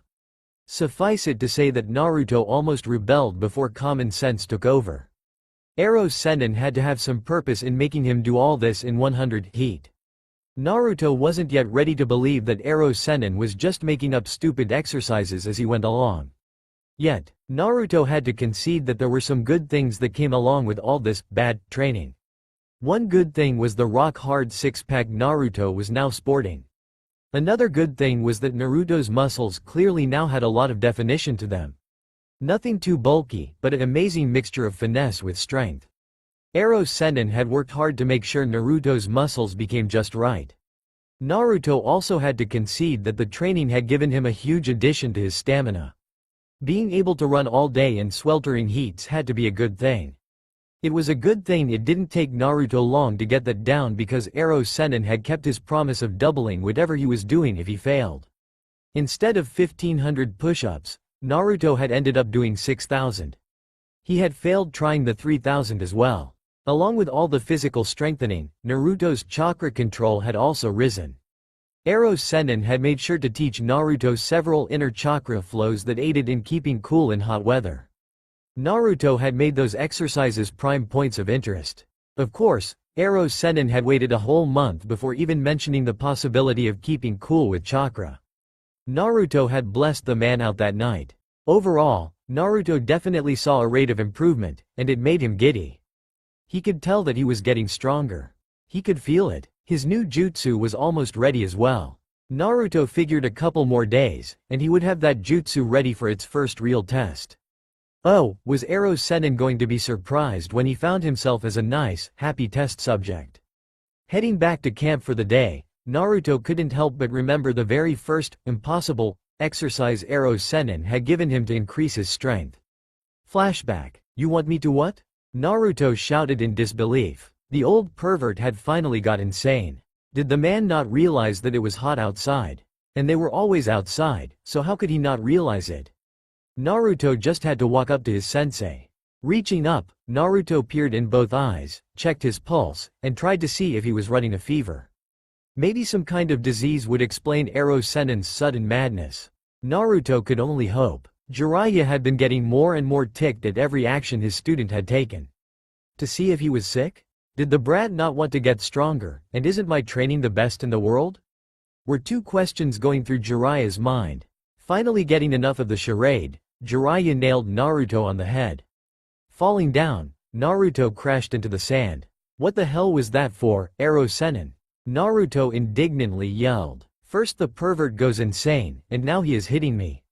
What next? Naruto thought in exasperation. The thing that caused the whole episode was quite simple in explanation. The hard part came in actually carrying it out. Their first real day out in the desert was the same day that Jiraiya started Naruto's physical training while their clones were off doing clone stuff. Jiraiya had unsealed a strange-looking weight from his supplies. Taking the weight, Jiraiya had tied a rope to it and put it on the sand. Naruto's job, pull the rope. Naruto had, wisely, decided to see how heavy the weight was. Trying to pick it up, Naruto found a slight problem. He couldn't budge the thing. Try all he might, Naruto couldn't move it at all using his arm strength. After finally giving up after his 16th attempt, Naruto had looked over to see Ero Sennin laughing at his efforts. That wasn't very nice of him. Come on, brat, the thing doesn't weigh that much. All you have to do is drag it through the sand in a lap formation. I already drew out the lap size for you. Aren't I a nice sensei? Jiraiya asked quite sarcastically. Naruto looked to see how big a lap he would have to run, and then he did a double take. His eyes widened for good measure. What he was seeing wasn't a lap, it was a freaking marathon disguised as a lap. Ero Sennin, I can barely move that thing. What do you mean that it doesn't weigh much? And how many of these laps do you want me to do, anyway? Naruto yelled in annoyance. Jiraiya smiled. Oh, only 100 laps, for now. Then with a nonchalant air, he said, and that weight is only 2,000 pounds. I have much heavier weights waiting for you once you get this exercise down. Naruto fainted. He awoke after only a few seconds, but the sheer audacity of Ero Sennin's training plan shocked him too much. Naruto now knew that he was going to die out here. Ero Sennin had gone crazy and was trying to kill him. That's the only thing that made sense. Oh, and no chakra whatsoever. This is all you, kid. Now get to running. Jiraiya yelled out with a light slap to Naruto's back. Naruto turned around to look at his sensei. Jiraiya could easily see the desire to kill him in those blue eyes. He chuckled. Die, Ero Sennin, just die. Naruto ground out. Wants me to carry thousands of pounds, sliding through sand, without chakra. Naruto grumbled. He slowly made his way to the weight to begin his torture. End flashback. The next day dawned hot just as pretty much every day in the desert had dawned. Naruto got up, fixed breakfast, Ero Sennin was too lazy, and then began training. Naruto had decided that a week's time would be enough time to fully develop his new jutsu. He couldn't wait to show it off to Ero Sennin. Going through the warm-ups Ero Sennin had devised, Naruto quickly picked up pace. An hour each morning had been set aside for warm-ups. They were specifically designed to make sure every single muscle was in use and ready for the strenuous use Ero Sennin had waiting for them. Finishing with vigor, Naruto moved on to what came next in his daily routine, sparring. Summoning 100 clones, Naruto signaled for them to attack. This spar was another idea of Ero Sennin's. The clones simulated the same conditions of being attacked by multiple enemies. Them being shadow clones, though, allowed Naruto to beat them using only one hit. The numbers more than made up for this, and Naruto always got a good workout fighting against himself. Naruto finished with the clones and went back to the camp. Sweat was running down his face as he grabbed a towel from among the bags. Looking over, he could see Ero Sennin getting ready for today's training. Naruto summoned the, now 16, clones to work with Ero Sennin's clones. If he wasn't mistaken, today's schedule was history, jutsu theory, chakra control, genjutsu recognition, tactics, stealth, and the other 4 were trying to learn how to create a storage scroll. Ero Sennin, what torture do you have planned today? Naruto called out. Jiraiya walked over to his student when he saw that the boy was through with his morning exercises. Naruto sure had come a long way from the little pipsqueak he had used to be. Now the boy was gaining confidence and muscles. Naruto was also starting to finally grow. Jiraiya had to give himself props though because Naruto's mind was finally beginning to develop. The kid couldn't have used his mind if it killed him 6 months ago. Now the boy was already thinking steps ahead of his opponent. Stuff like that could make a teacher so proud.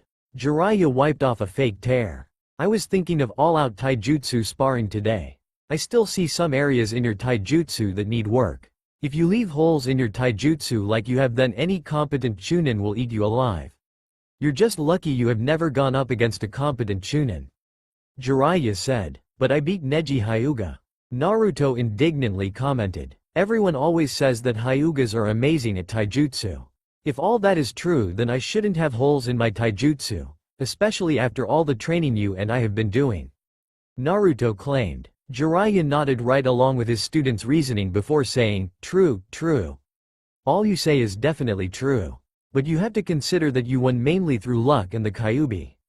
He kinda dominated you when it came to the actual taijutsu part of your fight. Though I will admit that you have gotten much better in taijutsu. You just need a little tweaking to become even better. Jiraiya then walked off while waving for Naruto to follow. Naruto followed Ero Sennin until they reached the area they usually used for sparring. It was only a short distance from camp because whenever Naruto finished training, he automatically had to crawl his way back to camp. It wouldn't do for him to crawl a long way, after all. Ero Sennin was kind enough to not beat him until he couldn't crawl at all though. Naruto had to take his positives wherever he could when it came to training with Ero Sennin. Naruto started out the fight by summoning 4 clones. The clones quickly set off against Ero Sennin while Naruto stayed in the back. Each of the clones were quickly destroyed, but not before Naruto was able to tell what level his sensei was using on this fight. Ero Sennin had 3 levels whenever they trained together. One was easy mode. This was the level usually reserved for learning new things about taijutsu. The second level was, oh shit, level. This level usually left Naruto crawling back to camp at night. The third level was the, glorious torture, level. When Ero Sennin fought him at that level, Naruto had almost died. It was good that Ero Sennin had only fought him at that level once. Of course, Ero Sennin just happened to be using that level in this fight. Giving up on his deliberations, and his slight panic, Naruto rushed in while summoning more clones for quick substitutions. Jumping high in the air, Naruto started falling above Ero Sennin. Summoning 2 clones, one near him while the other was slightly to the side of him, Naruto had the clone besides him throw him off his intended trajectory. The other clone grabbed Naruto from the air to throw him at Ero Sennin at high speed. Good, brat, good. Jiraiya yelled out excitedly. Do this kind of thinking in all your fights, and you will have an advantage. Just make sure to think about every move you make. Jiraiya quickly sidestepped the falling Naruto before punching the boy straight in the stomach. Hard, spitting out blood after rolling through the sand, Naruto tried to create a new tactic. Damn, I know there is no way I can even get close at my current level. Should I try out my new jutsu? No, it's still not ready yet, and this is supposed to be taijutsu only, with clones. What should I do? Naruto narrowed his eyes in thought as he looked at his sensei. Running in a circle around Ero Sennin, Naruto analyzed his sensei from every angle. Before he could even think of a plan, Ero Sennin disappeared from his vision. Naruto realized that his sensei was about to attack him, so he ducked quickly, praying that his guess right. He only realized he was wrong when he found himself on the ground from another punch to his stomach. Dry heaving, Naruto tried to stand up as it felt like his insides were collapsing. Hem blurg. Naruto ground out before bending over and throwing up. The sound that throw up made on the desert sand was not very appealing. Naruto managed to raise himself to one knee as he spat to clear the taste from his mouth. Ero Sennin wasn't holding much back. You need to think faster, Naruto. An enemy isn't going to give you all day to think of a plan. Jiraiya cautioned. The boy could be really good on his feet if he would just learn how to balance battle and thinking. From what Jiraiya had observed, Naruto could be really good in a fight if he was pushed to his limit. Once he tried to use his brain though, Naruto overanalyzed everything and ended up making a blunder. Moving as fast as he could, Naruto made a beeline straight at his sensei. I just need to get close enough, Naruto thought frantically. My shadow clone's limit is 7 feet from me. I know that distance is growing, but 7 feet is the farthest I can do right now. Naruto was betting everything on summoning a shadow clone behind Ero Sennin while the original fought him head-on. Jiraiya looked on as his student rushed him in what seemed to be a suicide charge. Jiraiya knew that the boy had a plan, but he wasn't sure just what Naruto had planned. Oh well, I will just beat him before he can enact his plan. Jiraiya thought with a smirk. Jiraiya rushed his student. Naruto's eyes widened as he saw his sensei heading towards him. Gulping, Naruto quickly made the seal and calling out his shadow clone. Naruto knew that he had already given his plan away, but he was still going to try it. The two met in a fierce taijutsu battle. Jiraiya quickly gained the upper hand, but Naruto was managing to hold on fairly well. Jiraiya was only mildly surprised, though, when a shadow clone attacked from behind him. Yes, Naruto definitely has a hole in his taijutsu, Jiraiya thought sourly. Dispelling the clone with a kick backwards, Jiraiya caught the punch heading towards his face. Naruto, not one to give up, went for a leg sweep after he saw his plan collapse and his fist caught. Ero Sennin jumped over the sweep, and then used the caught fist to flip Naruto over. Naruto landed on his back as an explosion of air left his lungs. Panting, he tried to get back up, but Ero Sennin hadn't let go of him. Naruto knew that was a bad sign. Jiraiya smiled down at his apprentice. The boy was coming along well. Naruto's taijutsu was around a high chunin level. What Naruto really excelled in though was his physical strength. Of course, it could not compare to Tsunade's chakra-enhanced strength, but what could? Jiraiya had known from the very beginning that one of Naruto's future advantages would be his physical strength. Ever since the boy was able to run laps with a 2,000-pound weight tied to him on only the third day, Jiraiya had known of Naruto's abnormal strength. No normal person should have been able to do that. Naruto was lucky. The Kyuubi sealed inside of him, healed him.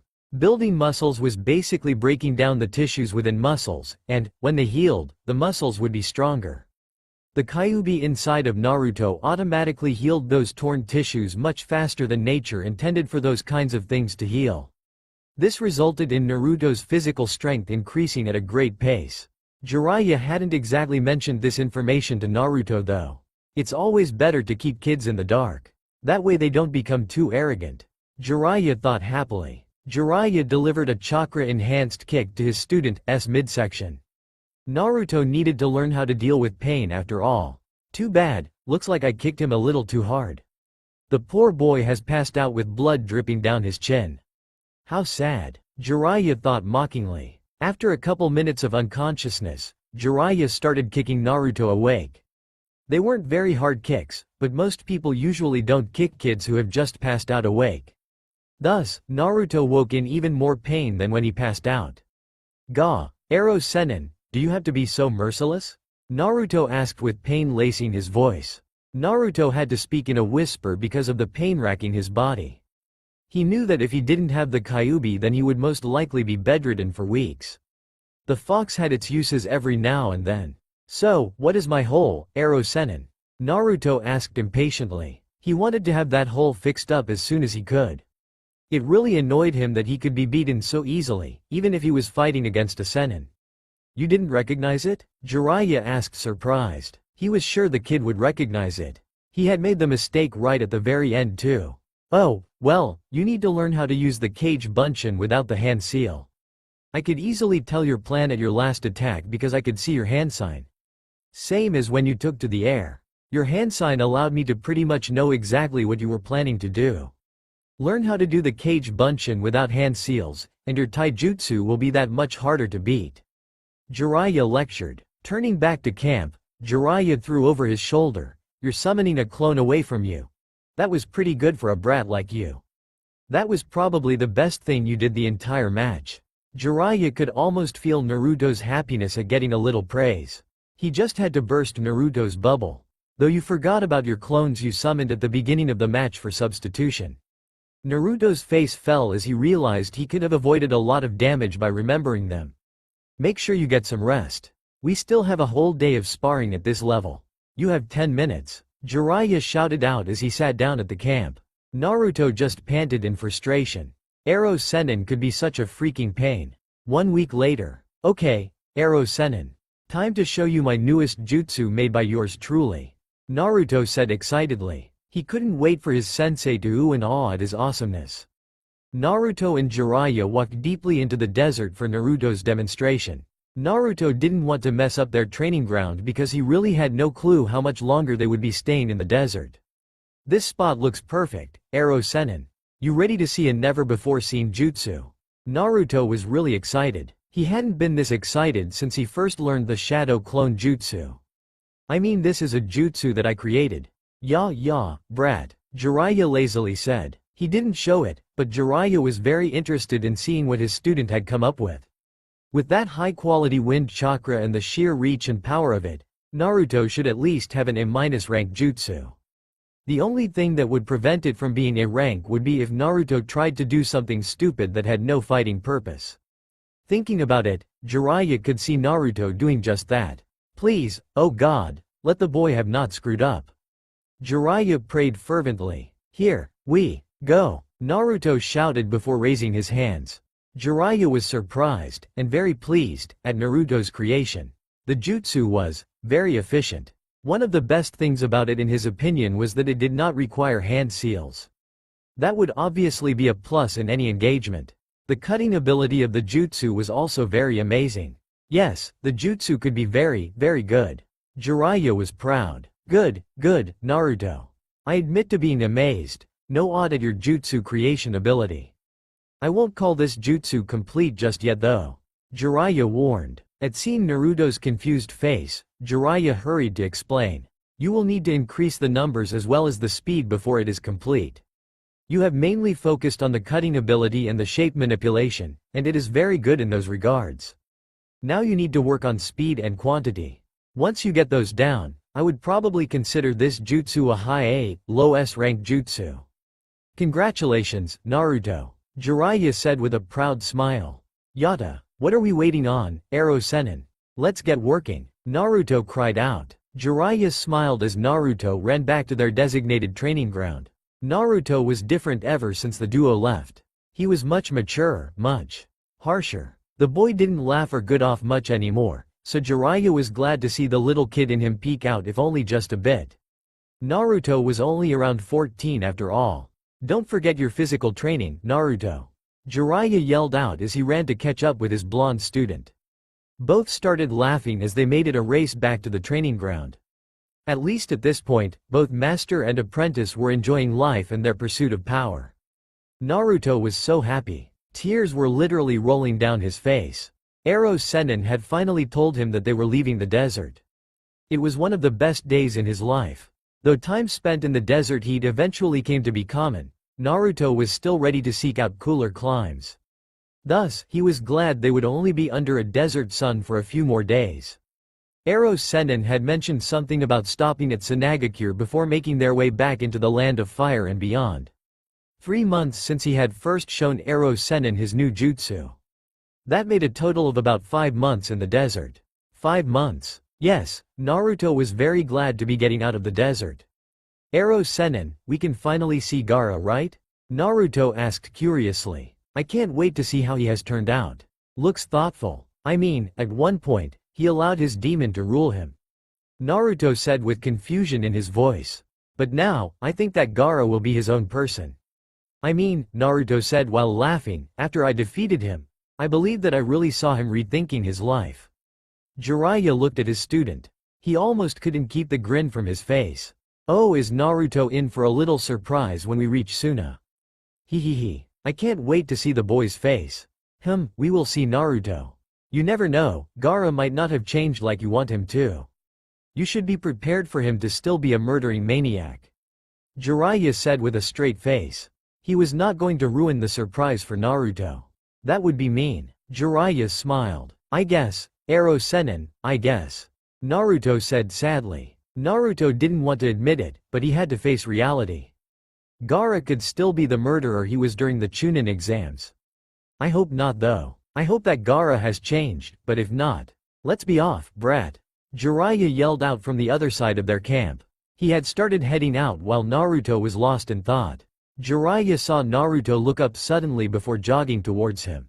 They set out together, leaving behind their campsite of 5 months. Jiraiya knew that the sand would destroy all traces of their stay in a matter of hours. Ero Sennin, don't you have a spy network? Naruto asked curiously after walking in silence for 20 minutes. Jiraiya arched an eye at his student before answering. Yes. Why do you ask? You have never seemed interested in my work before? Well, most of the times when I think of your work, is when you are doing research. Naruto said while making air quotes. Jiraiya let out a perverted chuckle at his student's gestures. I was just wondering how you were keeping up with your spies if you were always training me. Naruto asked. Nice observation there, brat. Jiraiya said with a smile. His godson was getting smarter every day. I actually have a simple solution though. I issued orders to all my spies to place their reports in a certain location. I then placed a delayed summoning tag in each place that is good for 15 summons. At a certain time, those tags go off summoning a toad. The toad gets the report, leaves behind the payment, and then I summon that toad later. This way, I keep up with everything going on, and I train you without any distractions. Good plan, right? Jiraiya asked with obvious pride. Naruto had to admit that it was a good plan. He was especially happy about the no distractions part. Naruto could just tell that he wouldn't have gotten any training if Ero Sennin had to always be off getting his reports. Yes, I believe it is. If only you could use that brain of yours to actually get a girl every now and then. Naruto lamented with a sigh. Yep, it's too bad that you're still a virgin. What? Jiraiya yelled. What the hell did you just say, brat? Naruto turned to look at his sensei with an innocent expression on his face. All I said was that you should use the brain in your head to get a girl instead of using your other head. Naruto said with an innocent look. The other thing you said, Naruto. Ero Sennin was still yelling. Damn, the man sure can yell loudly, Naruto thought while rubbing his ears. Oh, Naruto muttered with a light bulb going off in his head. The part about you being a virgin? He asked with a curiously. Jiraiya was about to kill his student. The damn boy was mocking him. Did Naruto really think that I, super pervert of the world, am still a virgin? I am a damn Sennin. I am a sage. The ladies flock to me. Boy, Jiraiya whispered dangerously. If you so much as think that again, I will make sure to train you so hard that you won't be able to move for a week. To think that I, Jiraiya, am a virgin? The very idea is preposterous. The ladies flock to me. The girls swoon around me. I am the sage of Mount Myoboku. Jiraiya-sama. Jiraiya shouted out loudly. I am a man who has tasted the pleasures of many women, and all have come back begging for more. I am no virgin. Naruto's sweat dropped. His teacher was weird. The rest of the trip to Suna was done in silence.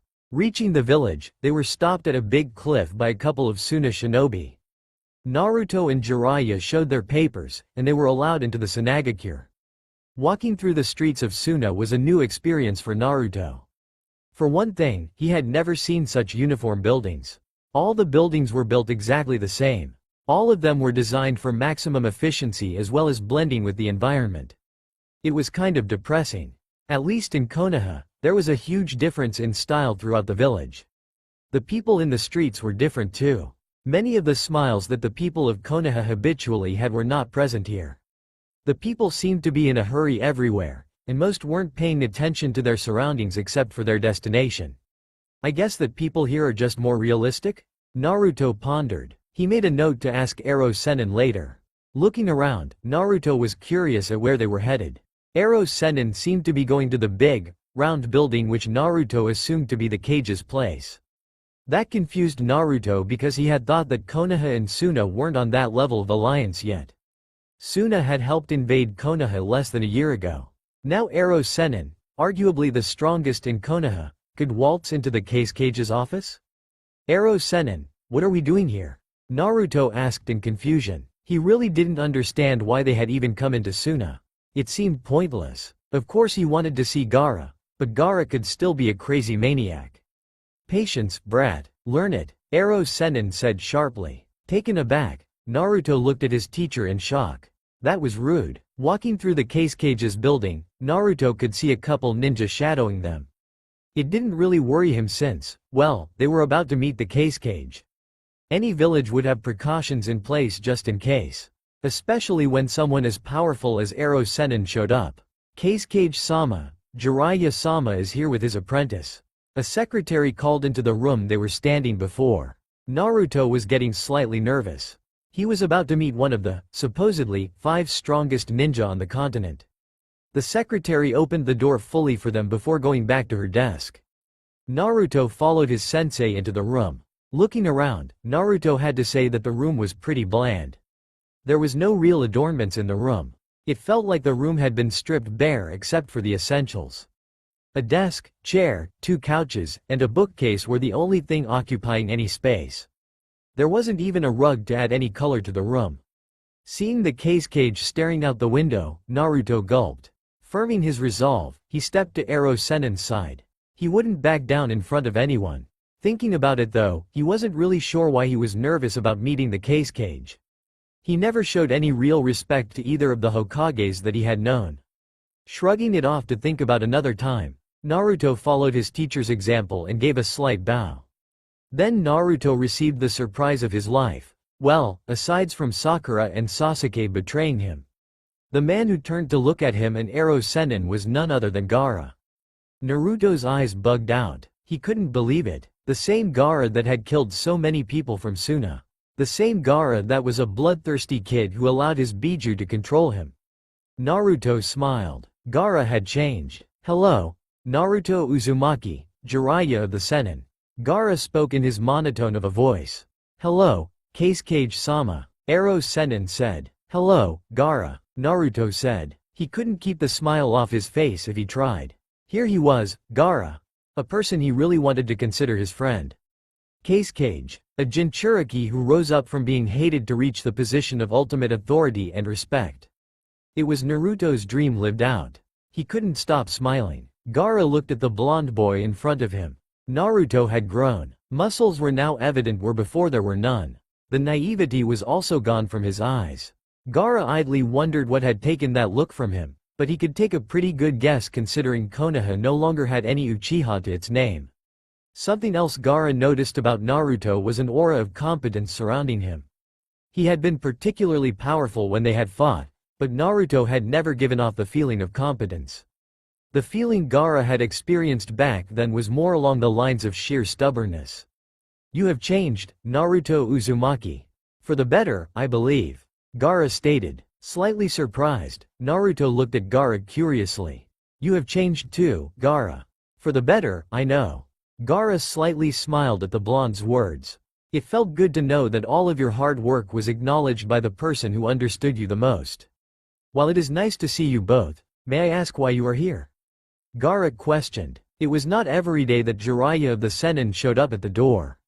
It was too bad that Jiraiya was also known for bringing bad news when he did show up at the door.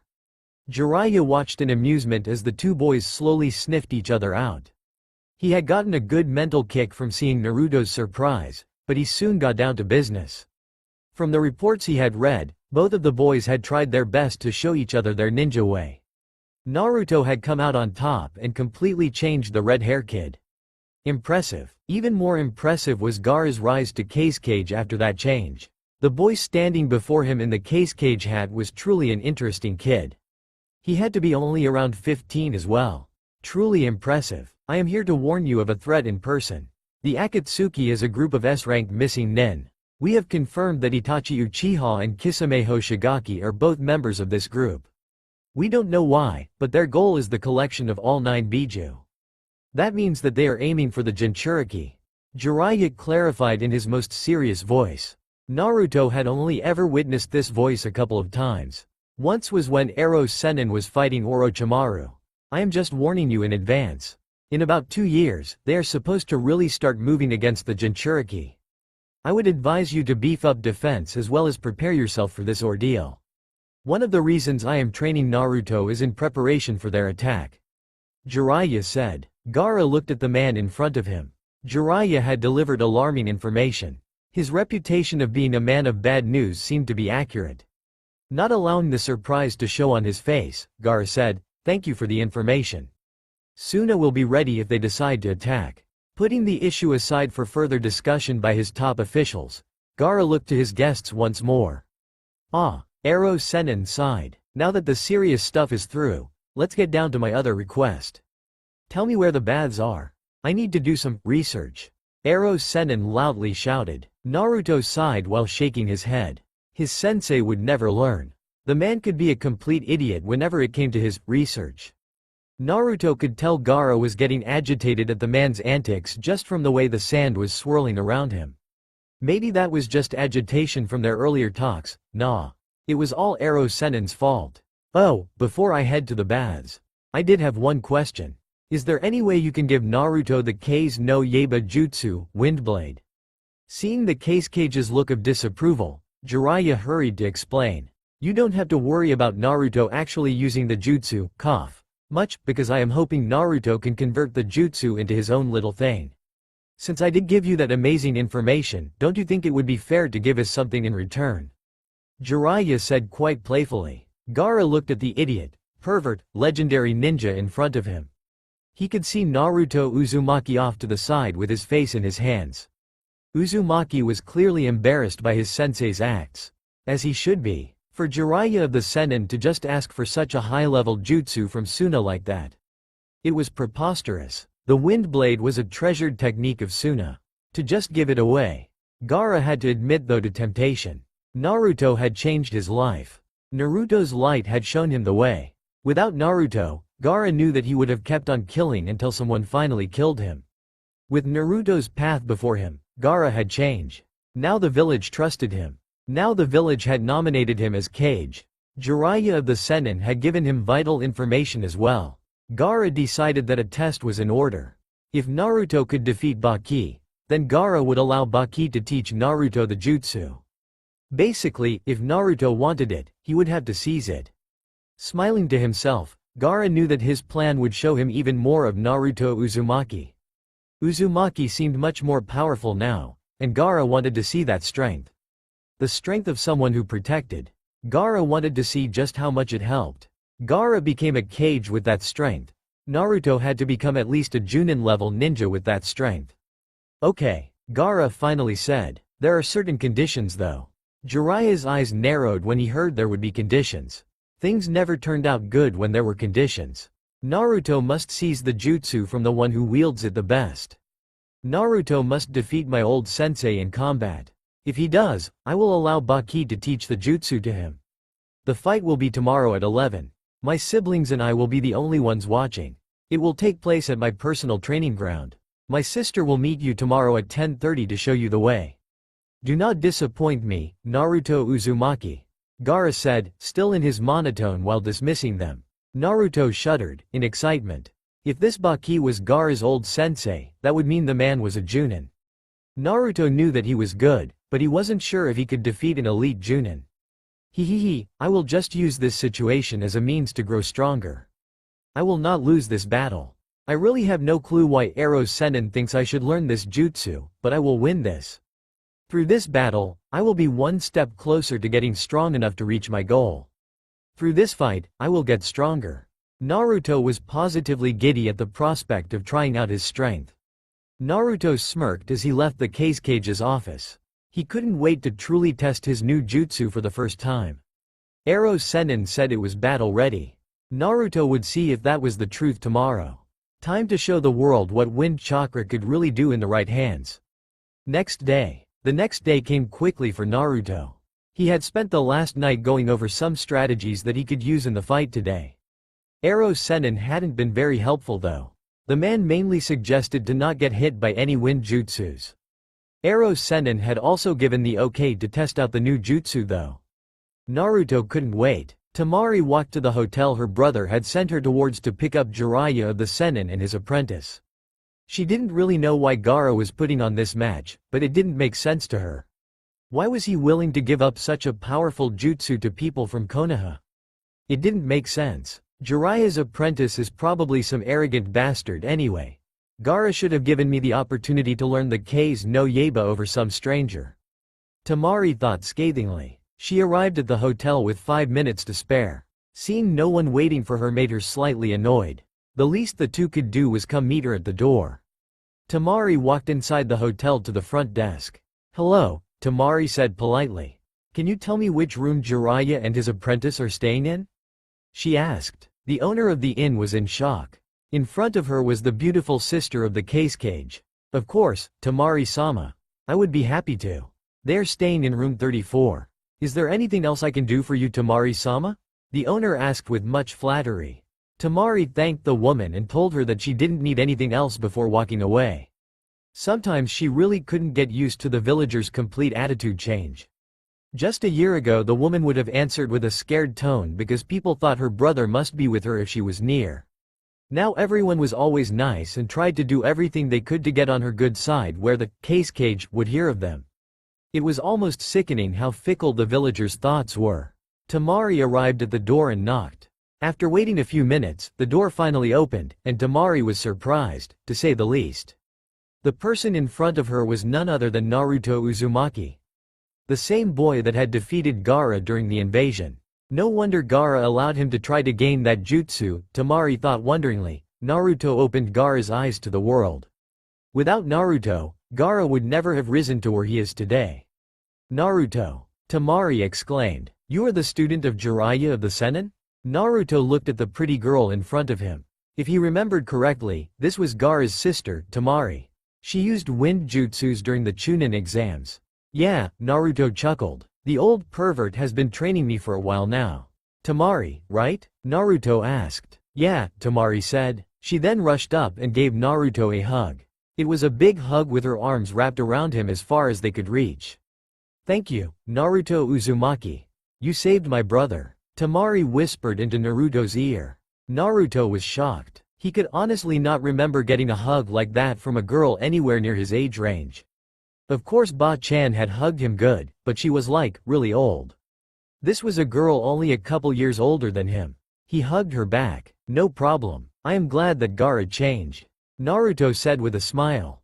He truly was glad. It made him glad to know that a person who was so like him had changed with his words. It made him glad to know that Gaara was no longer a killer. Now, Gaara was a protector. After a couple of seconds of peaceful feelings while hugging, Jiraiya just had to break it up. He couldn't let such a great opportunity pass him by after all. Throwing his arms around both kids, Jiraiya shouted, "Yes, let us all love each other. By the power of hugs will all the world bow."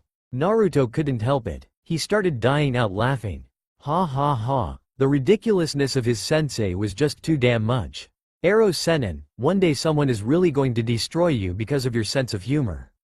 The stupidest things just come out of your mouth. Naruto thought with tears coming from his eyes. Ero Sennin truly was something. Temari just looked at the man who was supposed to be one of the strongest in the world. After seeing Naruto break into what looked like painful laughter, from the stupidness of his sensei, she was sure, she was really starting to worry about the sanity of one of the world's strongest men. Who the hell says shit like that? Temari thought inwardly. Naruto finally calmed himself down enough to push Ero Sennin off of Temari and himself. His fellow blonde did not look amused.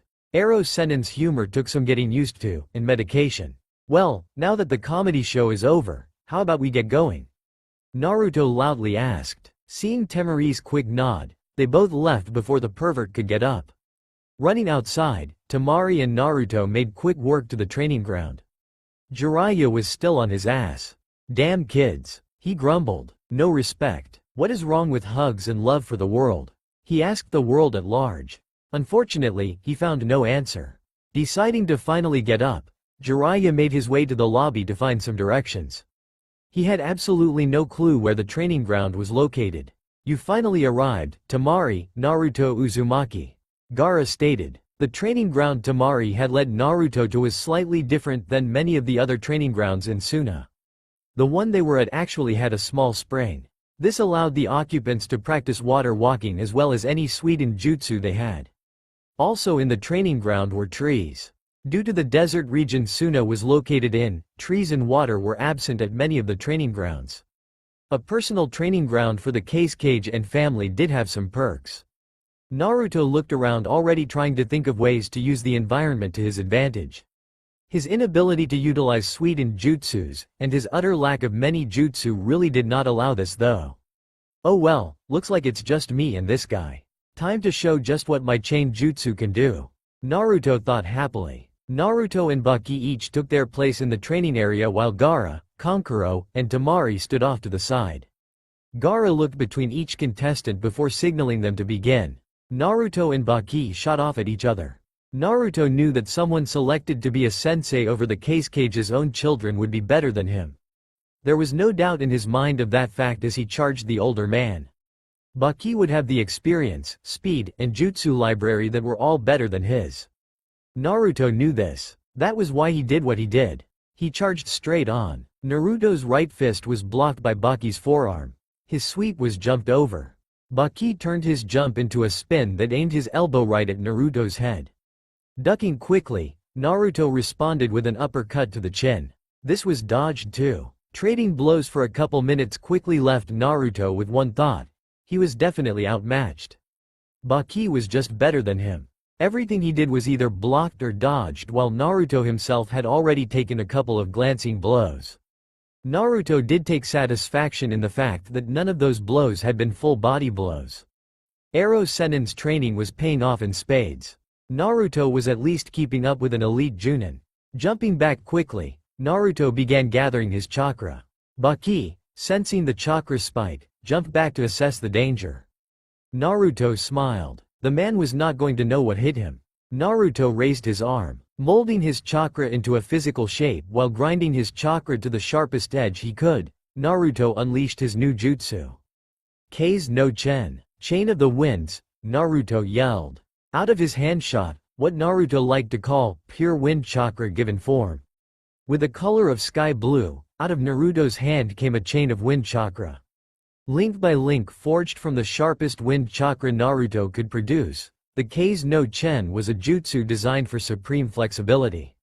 The chain could reach great lengths as well as grow larger with more chakra. Naruto had devoted months to pure shape manipulation to be able to forge the chain, and he had spent even more time honing his ability to make it accurate and fast. The chain reached Baki with great speed. What the hell is this? Baki yelled out. He didn't know what it was, but he knew that it wouldn't be safe for him to touch it. Smiling slightly at the challenge before him, Baki's swiftly body flickered away. Naruto Uzumaki was becoming interesting. Well, more interesting. He had defeated Gaara after all. Naruto smiled. Baki had just fallen into his plan. The Junin appeared to his right, rushing towards him at full speeds. From Naruto's extended chain came a new chain branching out from the base. Baki was only steps away from Naruto. He tried to roll away, but he was not quick enough. The chain pierced Baki's right arm. Baki's arm was now bleeding freely as he stood up and assessed the damage from the jutsu of Naruto Uzumaki. Oh, did I forget to mention that if these chains touch you, you will be cut. Naruto said cheerily. Baki grimaced in pain. A freaking kid had just injured him. So what if Naruto was Jiraiya-sama's apprentice? The kid was only 14 or so. Well, Naruto Uzumaki, you have gotten me interested. Care to tell me about that jutsu of yours? I have to say that I have never seen anything like it. Baki called out. Naruto smirked. I will pass, Mr. Elite Junin. He said, I am not stupid enough to tell you the secrets of my jutsu which I am going to use to beat you. Naruto said in a sing-song voice. Naruto heard Baki let out a short laugh before rushing back in. Naruto smiled in joy. He might very well be outmatched if their duel turned into a slugfest, but Naruto was going to win with his very own jutsu. He decided it was time to get serious. Bringing up his other hand, Naruto called another chain. This chain flew towards Baki while Naruto manipulated the other chain into aiming for Baki as well. In mid-air from the base of Naruto's palms, many more chains spiked out around the central chains. Now racing towards the Junin were 10 chains of concentrated wind chakra. Baki tried to sidestep using his speed, but Naruto's control erased that advantage through sheer versatility. All the chains quickly followed Baki's every move. The Junin was now trapped. The Junin was now cut. Chains had pierced through multiple parts of Baki's body. Baki was down for the count. Naruto Uzumaki wins, Gaara stated with a tinge of passion. The match he had just watched had assured him of his decision. To protect one's precious people truly gave one the power to grow stronger. Stronger than any others. Gaara smiled. Temari was shocked. Her sensei had just been beaten by a kid. She could barely even touch her sensei, but someone younger than her had beaten him. Gaara could beat Baki, but he was Gaara. Following that logic, Naruto could technically beat Baki since Naruto had beaten Gaara, but still. Jiraiya smiled with pride. He had gotten to the training field in time to see the ending where Naruto pulled out multiple chains. The jutsu was something to see. Naruto might not have known it, but he had almost recreated his mother's jutsu. Naruto used wind chakra though whereas Kushina used her unique chakra abilities. Jiraiya smiled. His godson was getting stronger. As agreed, Naruto Uzumaki. Gaara said when Naruto walked up to him. Gaara had already sent Kankuro to get medical attention for Baki. The man seemed to be bleeding pretty badly. You will be allowed to learn the K's no Yaiba. I hope you use it well. Gaara stated before walking away. Naruto figured he had cage duties or something to perform. Paperwork or something like that. Scratching his head in confusion, Naruto left the training ground with Temari talking excitedly in his ear. Jiraiya looked on with pride. Naruto was growing up. Are you sure about this, Ero Sennin? Naruto asked suspiciously as he and his sensei looked down from atop a cliff at the city below. Of course I am, brat. Ero Sennin said with a grin. Naruto wasn't convinced. His sensei was acting weird again. Currently, both shinobi were standing above the city of Hita in the Land of Frost. After Naruto learned the K's no Yaiba in Suna, the two had traveled back through Fire Country to the Land of Hot Water. It was in the Land of Hot Water that so many things started going wrong. It just so happened that Ero Sennin just had to satisfy his addiction during the all-female day at the local hot springs. This resulted in Naruto's utter humiliation because he had to drag Ero Sennin out of the hot springs as the ladies were beating him up. The ladies just happened to be naked at the time, so running out of an all-female hot spring with a naked man who had the words pervert painted all over him while his own nose was bleeding badly really did not make Naruto happy. Naruto made a swift retreat from the country. Naruto then mercilessly beat Ero Sennin until only black and blue was showing for humiliating him like that. It helped that his sensei was still unconscious at the time from the beating the ladies gave him. They were currently in the Land of Frost. A couple weeks earlier, they had received a letter from Ba-chan. She, knowing the general area they were in through the toads, wanted them to make contact with a ninja clan about an herb they cultivated. Of course, that problem soon spiraled out of control because Ero Sennin had to feel up the wrong woman. Now, they were on the run from the ninja clan they were supposed to be asking a favor of because the woman Ero Sennin felt up was the head of the ninja clan. Life was so not fair. So you're absolutely, 100% positive that the Kuro clan lives in that town? If you're wrong, it will probably mean that we will be attacked again. Naruto thought about it a few minutes before muttering. I guess that we will be attacked if we go down there anyway because of your grabby hands. It's not my fault, brat. I am a super pervert. I can't not proposition a beautiful woman if she is before me. Ero Sennin cried out with perfect reasoning, to him. Naruto just shook his head. His sensei was one of a kind. So what's the game plan this time, Arrow Sennin? Do we go in there with jutsu ready, or do we sneak in? Naruto asked after getting serious. Having ninja coming out of the woodwork to attack them was becoming annoying. It was also cutting into his training time. The stupid lady had even put a bounty on them. Why are you asking me? How about you go and do it yourself, Mr. Hotshot? Arrow Sennin said indignantly. Naruto turned around to look at his sensei incredulously. He is the one who got me in this mess, and now he won't even take responsibility. The sheer gall of the man. Sometimes Naruto wondered what made him respect his sensei so much. Then he saw the man in action, and all his misgivings were put to rest. Shaking his head, Naruto slid down the cliff into the town below. He would be polite. It couldn't hurt to try at least. Jiraiya looked on as his student used his advancing chakra control to perfectly slide down a cliff. The boy was coming along well. Naruto had become a solid A-ranked ninja in the year, and 2 months Jiraiya had been training him. Though Naruto's progress had slowed as they passed through Fire Country, Jiraiya figured that it was more because of all the stops at various towns along the way. After spending an additional 3 weeks in Wind Country for Naruto to learn the K's no Yaiba, Jiraiya had then spent another couple of months helping Naruto make the jutsu his own as they traveled through Fire Country. It seemed that Naruto had a particular talent at shape manipulation. If he could envision the jutsu, he could pretty much make it. It was a nice talent to have. Jiraiya had used even more time to boost Naruto's physical strength as well as chakra control. That was actually the real reason they were in the land of hot water in the first place, to make sure Naruto's chakra control was up to the level Jiraiya figured it should be. Jiraiya just got a little distracted by bounty and placed in front of him. I mean, seriously, who could blame me? Jiraiya chuckled to himself. The monetary bounty placed upon them did give him more opportunities to train Naruto though. That was the only reason he hadn't already forced the Kuro clan head to rescind the bounty. Naruto's practical experience with his new jutsu was advancing at a timely rate. Naruto was becoming even more skilled at maneuvering his chain jutsu in actual combat situations. The boy's chain jutsu could decimate lower-level enemies with ease. Wincing slightly at the memory, Jiraiya couldn't help but reflect on Naruto's first time to use it in real combat. Naruto's first kills weren't pretty.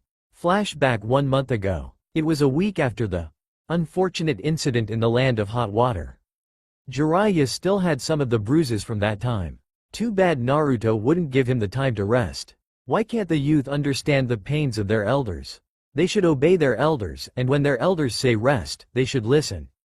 But do they do this? No. Jiraiya lamented. They were about to pass into the border of the land of frost. Snow was already covering the ground as they moved farther into the colder climate. Jiraiya had at least convinced his hard-headed apprentice to walk at a sedate pace instead of the faster, ninja pace Naruto wanted.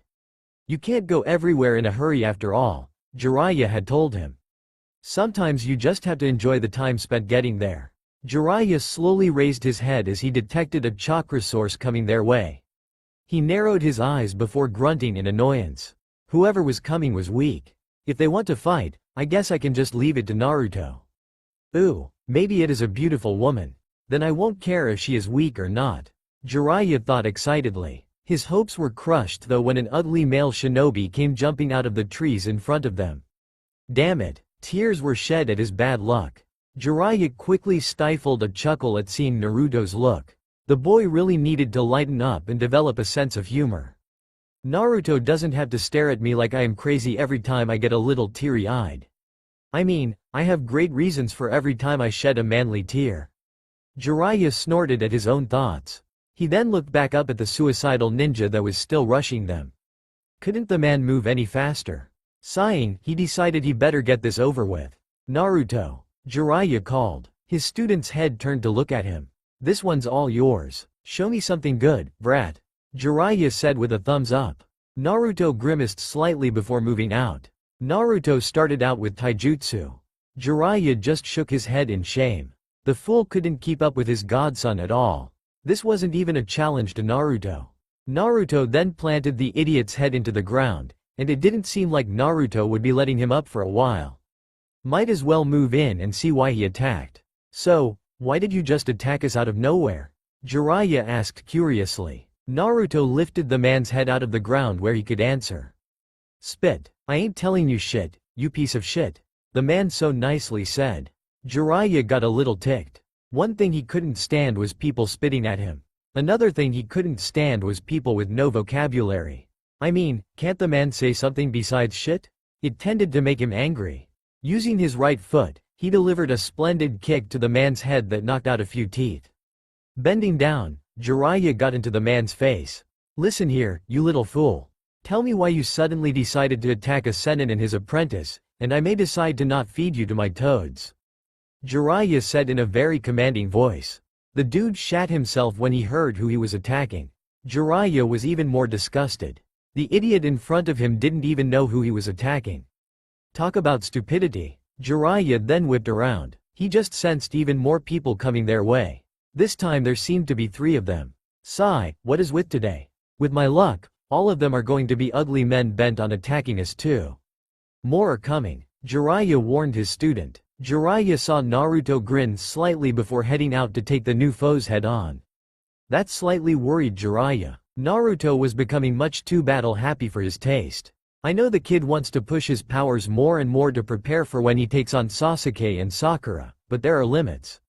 He shouldn't just rush into every battle to increase his experience and power. Jiraiya saw Naruto engage with the enemy nin. This time, Naruto went in with his jutsu leading. Jiraiya gulped. This would not end well. Naruto had never really used that jutsu on people weaker than him. Naruto technically knew how sharp the jutsu was, but in reality, well, this was going to become bloody. Chains of wind flew from Naruto's right arm as he pointed it at one of the enemies. The enemy didn't stand a chance. The jutsu punched right through his chest and out to the other side. Jiraiya sighed in sadness as he saw Naruto's body tense up in shock. This almost cost him as the enemy nin kept up their attack. Naruto finally broke out of his shock, but his next move almost sent him right back into it. With his jutsu still active and piercing the dead nin, Naruto moved his arm to attack the ninja on the right. This caused the chain stuck through the dead ninja to move right, almost completely bisecting the already dead body. Blood flew everywhere. The jutsu also caught the ninja on the right at shoulder height. The man was caught blindsided, and he was cut in half. The ninja on the left faltered only for a second at his comrade's deaths, but Naruto was able to use that against him. His chain bent to the left and circled around Naruto before it impaled the man through the heart. All 3 attacking ninja were dead. The ninja they had captured earlier had also pissed himself. Jiraiya just sighed. He just knew it was going to be a long night as he could already hear Naruto throwing up. Jiraiya turned around, patted the downed ninja on the head, extracted the information he needed, and then went to take care of the emotional wreckage that happened to be his student. Jiraiya was right, it was a long night. Flashback end. Naruto reached the bottom of the cliff and headed into the city. He was looking around for someone to give him information when he suddenly stopped and sweat dropped. It was obvious where he was going. The Kuro clan, in their wisdom, had shinobi posted all around their building. It was like they were afraid or something. Why would they be afraid? Naruto thought sarcastically. They only got the news that Eros Sennin was coming after them for trying to kill him. Naruto walked up to the door. The ninja looked like they were about to attack, but Naruto only knocked on the door. Politeness, thy name is Naruto. The door was opened by a servant who let Naruto in. The servant led him into a room off the main hall. Naruto's eyes slowly rose as he went through the house. The place was freaking loaded. Various works of art, fine furniture, and other symbols of wealth were everywhere. Guess that explained the big bounty on their head. After waiting a few minutes, someone finally showed up. Naruto was just glad that it was the clan head. At least the woman is beautiful, Naruto thought. I can almost see why Eros Sennin felt her up. No, bad Naruto. Bad thoughts. Shaking his head, Naruto got back on task. I guess my description has gotten to them by now since they seem to already know who I am. Ah, Mrs. Emilia Kuro, pleasure to meet you. Naruto said genially. Jiraiya Sama's traveling companion, it is nice to meet you as well. Emilia replied back. At least the boy in front of her knew some manners. She had never been so humiliated than when that damn pervert had groped her ass. It wasn't until later that she found out just who she had put a bounty on. It worried her even more when most of the people who attacked the Sennin and his companion ended up defeated, and some even ended up dead. Now, all she wanted to do was sort out this huge misunderstanding. Naruto Uzumaki, Mrs. Naruto clarified. Now, let's get down to business. My sensei and I would greatly appreciate you getting rid of our bounty. It has caused us some trouble and is really interfering with my training. If you get rid of the bounty, no harm will come to you and your clan. Naruto said, still with a genial air about him, though it did slip slightly when he mentioned trouble. Emilia gulped. Not only had she put a bounty on a Sennin, she had also put one on his apprentice. The boy in front of her was probably some kind of super ninja himself. She wanted to cry at the unfairness of life. I think that sounds like a great idea, Mr. Uzumaki. I would be more than happy to consent with your request, Emilia said with guarded relief. It didn't seem like Jiraiya and his student were going to utterly destroy her life after all. She had been worried. I would also like a sample of a herb your clan cultivates. I believe a small sample of the Koroyan leaf would be fair compensation for the trouble you have put us through, don't you? Naruto asked with a smile. A very innocent smile that is. Emilia shook slightly. The boy in front of her was slightly creepy. She was starting to get the feeling that he really didn't like her. She couldn't really guess why, but some of the dead ninja had been said to be literally bisected. Maybe the boy in front of her had been responsible because Jiraiya usually was not attributed powers that bisected people. The power to summon 100 feet toads and turn an entire country to mud, yes, but the power to cut people in half, no. Ninja were funny that way. Of course, Mr. Uzumaki. Emilia gushed nervously. She really didn't want the boy in front of her to kill her. Getting up quickly, Emilia rushed from the room to the herb garden in the back. Digging up a small plant, she gently placed it in a pot before writing down the instructions on how to care for it. She was going to do all she could to save her ass. Ninja who had their name mentioned when people talked about the strongest in the continent usually had a lot of blood in their history. Emilia was sure that Jiraiya was no different. She would not let her clan be destroyed, even if that meant she had to acquiesce with Jiraiya and his students' demands.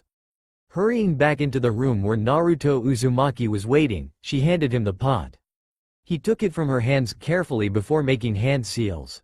Emilia tensed and got ready for anything, but she was surprised to see a small toad appear. Naruto Uzumaki handed the pot to the toad, and the toad then disappeared. Thank you for your help, Mrs. Emilia. I am glad this issue got sorted out before more blood was shed, Naruto said before heading to the hallway. Emilia then led him to the exit from there. Stopping at the door to the outside, Emilia said, I have already signaled my clan to remove the bounty on you and your sensei. I hope you have a safe trip and remember the Kuro clan for its helpfulness. This was all just a big misunderstanding in my books, Emilia said with a strained smile. Her S still had phantom aches from that pervert's gropes. Powerful as anything he might be, but that didn't excuse him from being a pervert. Thank you again, Mrs. Emilia. I must be going now, Naruto said with a final wave goodbye. That was easier than he thought it would be. The woman was scared stiff of him. Ero Sennin's name by itself was enough to send the weaker shinobi and shinobi clans running. Interesting. I wonder if my own name will scare people at some point in the future. Naruto pondered. Naruto made his way out of the town. He was extremely glad to have gotten that mess sorted out. Because of all that trouble, he had to kill for the first time. Well, it was more like he learned the true power of his wind jutsu. Wind cut, and the human body was very cuttable. Naruto grimaced as he remembered the blood that splashed everywhere. Quickly shaking his head to suppress the memory, Naruto noticed his sensei waiting for him up ahead. Everything is settled, Ero Sennin. The Kuro clan agreed to get rid of the bounty, and they expressed their sincere apologies for their screw-up. I also already sent Ba-chan her herb through the toads, Naruto reported. Jiraiya grinned. His student was learning. He had accomplished all their goals without even getting into a fight. All this diplomatic stuff would be good experience for when Naruto reached the seat of Hokage. Hokage were only one part fighter. The other part was diplomat. Naruto was growing in both areas, Jiraiya was proud to say. That's good, brat, Jiraiya said happily. Now we won't have anyone on our tails as we go to your next training spot. Naruto was interested. The last real training spot they had used was the desert. Where was Ero Sennin taking him now? The mountains. We are headed to the mountains of the land of frost. There you will pit yourself against the cold itself in a fierce struggle for survival. You will be deprived of food, warmth, and clothing. Will you survive or will you perish? Let us go and find out. Ero Sennin yelled out melodramatically. Naruto's sweat dropped before tears leaked down his eyes. I was joking. I didn't really want to go to the mountains that have recorded temperatures of below 0 F. Naruto yelled out from the comforts of his mind. Naruto moped as he followed his sensei into the next hell Ero Sennin had planned for him. But look on the bright side, Naruto. I have an awesome idea for a new jutsu. Jiraiya said to lift his student's spirit. Naruto just cried even more. It is probably something pervy. Naruto lamented. Naruto walked on despondently as the land gradually sloped up, and the temperatures dropped. He just knew that he was going to hate this. Yo, Naruto. Ero Sennin hailed. How was your night out?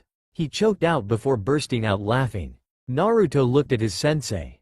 His eyes narrowed. His nostrils flared. His S were hard. It was below 0 F, and Naruto only had a loincloth to cover his nudity with. Ero Sennin had the most brilliant idea. It went something along the lines of, let's throw Naruto out into the freezing cold snow in the mountains without any clothes on. To toughen him up was Ero Sennin's excuse. Naruto wasn't buying it. I really hate you, Ero Sennin. I mean, I really hate you. If it is the last thing I do, I will make you suffer. Naruto growled out. Ero Sennin just smiled. Oh, how Naruto was going to enjoy wiping that smile away. Plans started rolling in the devious mind of Naruto Uzumaki. I do this for your own good, brat. Remember that. With my training, you will get better in no time. That's why you will be on your own for the next 6 months. While you're out there, I want you to work on your futon abilities. I will also be visiting you periodically to spar and test your capabilities. Jiraiya explained while getting serious. Last night and the day before were both just warm-ups for the real thing, Naruto knew. Ero Sennin was going to start throwing him out into the snow all by himself for months at a time as the actual training. It was Ero Sennin's idea that the cold would shape his body into the fittest it could possibly be. I mean, what better way to develop strength than to throw your entire being against the freezing cold? Naruto thought contemplatively. He still wasn't too sure about the whole idea, but he was starting to warm to it. Jiraiya himself was a tad bit worried. Even with chakra to help stay warm, only using the lightest clothes in freezing weather could kill even the toughest shinobi. He just had to believe in Naruto though. The boy would pull through. It was the only thing that Naruto would allow, so Jiraiya would place his faith in his student. If Naruto didn't pull through, Jiraiya just shook his head. He didn't even want to imagine what Tsunade would do to him. Naruto nodded his head to his sensei. Ero Sennin might come up with the stupidest, cliché ideas for training, but Naruto had to admit that they sure worked well. He knew that living in the snow for months would test his body to the limit. Not only would he have to use chakra control to stay warm, Naruto would also have to find food and shelter. And if a blizzard came up, Naruto shivered. Suffice to say that it will be very hard to live on my own in this environment. Come with me, brat. Let's get you warm before I give you some last tips. Ero Sennin said as he led him into the cabin they had been occupying. Naruto sighed with relief as soon as he stepped in. The cabin was warm. After a day and night in the snow, warmth was a great feeling. After a couple of hours of rest and recuperation for Naruto, Jiraiya decided to give his last bits of advice. It was around midday, and Jiraiya wanted Naruto gone by too. The mountain they were on was only the first in the range. Jiraiya was going to make sure that his student went much deeper into the mountain range for Naruto's months-long sojourn. Okay, Jiraiya said with a clap of his hands. First off, let me talk about your self-made jutsu. Your Kase no Chen is a jutsu of amazing cutting power. It has speed, versatility, and a really sharp edge. The only problem with that jutsu is that people can see it and possibly block it. Thus I had you learn the Kase no Yaiba. Jiraiya said in his best teacher voice. The Kase no Yaiba is an invisible, a-ranked jutsu that can also cut very well. It is a more mid-range, short-range jutsu unlike your wind chains that are long-range. Its invisibility makes it almost impossible to block. You have two very powerful futon jutsu. Both are a ranked jutsu that kill things very easily. Jiraiya said seriously. Killing was always a serious thing. I know you know all this, Naruto, but a refresher never hurt anyone. These are dangerous jutsu as you have already found out over your time with me. Your version of the Kase no Yaiba is more dangerous still. Jiraiya breathed in deeply before continuing. The point is that in the wilds, you have no reason to hold back. Go wild, learn everything you can about your jutsu by using them to the max. Try to cut through trees, rocks, hell, even a mountain. Learn everything you can. It might save your life one day to know just what you can cut through. During these 6 months, your body will change. It will become harder and stronger and taller. I have no doubt that Orochimaru will be using drugs and other substances on Sasuke to make him stronger than he normally would be. This is my answer to that. The icy wind will tear at your skin. The freezing cold will burn you. Blizzards will chill you to the bone. Survive it, Jiraiya yelled. When you come back, you will be stronger. I have no doubt. Explore your jutsu while you are out there, Naruto. Come back with a brand new jutsu that combines all the best of the Kase no Yaiba and the Kase no Chen. We will work on taijutsu when I visit, but for the most part, I want your ninjutsu to advance to a higher level. One last thing, Naruto Uzumaki. Come back alive, Jiraiya said quietly. Naruto looked at his sensei. He looked past the bravado and the words of wisdom. What he saw surprised him. He saw worry that he wouldn't come back. It felt nice to know that old Ero Sennin cared so much. Thanks, Ero Sennin, Naruto said softly. Don't worry about me though. I will come back stronger than ever. Naruto then chuckled. You have spent the last month going over different chakra exercises with me to make sure my chakra control is high enough where I can survive hours on end even in the coldest weather. Naruto muttered smartly. Jiraiya smirked. It seemed his student had already figured out his game plan. The brat was growing more observant. Though I have to admit that it is not exactly hard to figure out that I would be throwing him out into the snow. I raise his chakra control and teach him to internally warm himself while outside snow falls. Doesn't exactly take a genius, but the old Naruto would have been clueless. Be all smart while you can, Naruto, because you're about to freeze your ass off. Ero-sensei said with a smile. Naruto grimaced before slowly walking towards his sensei and gave him a hug. It was purely for Ero Sennin's benefit after all. Had to reassure the man that I would be fine. Couldn't go off with Ero Sennin doubting me. Naruto said to himself. Jiraiya was surprised for a second.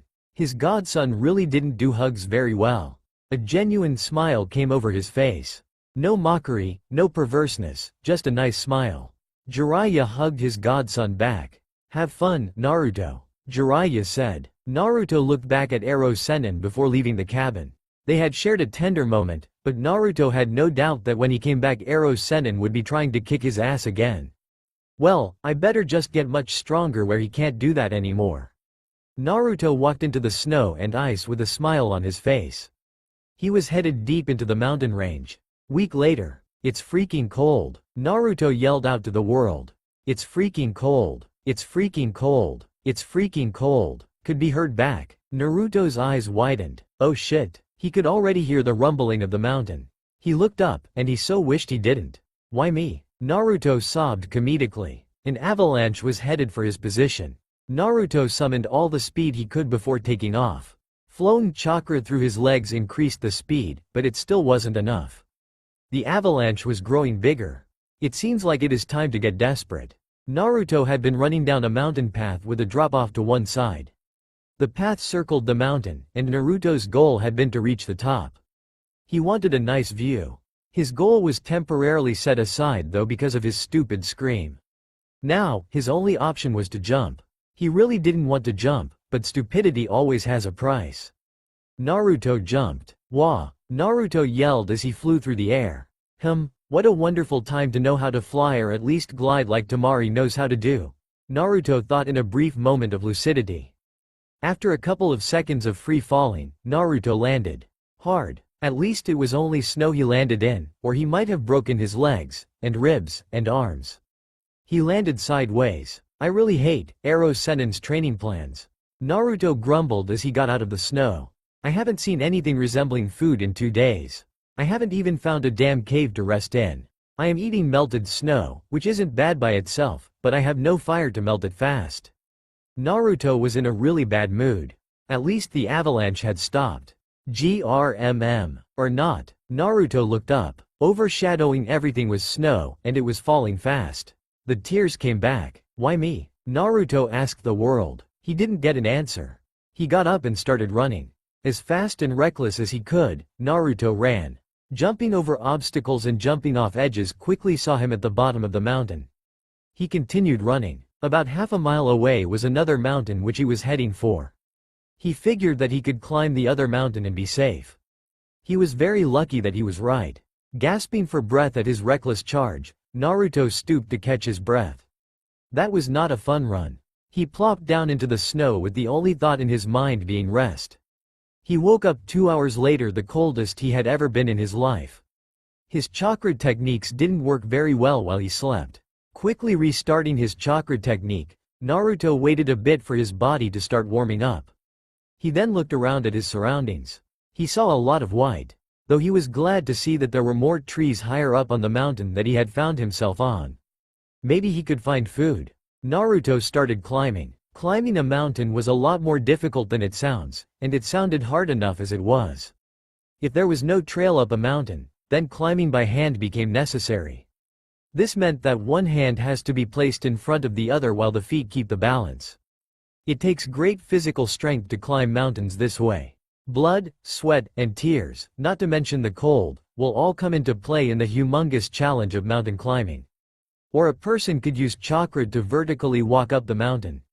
Naruto didn't want to do that though. He was on a training trip for a reason.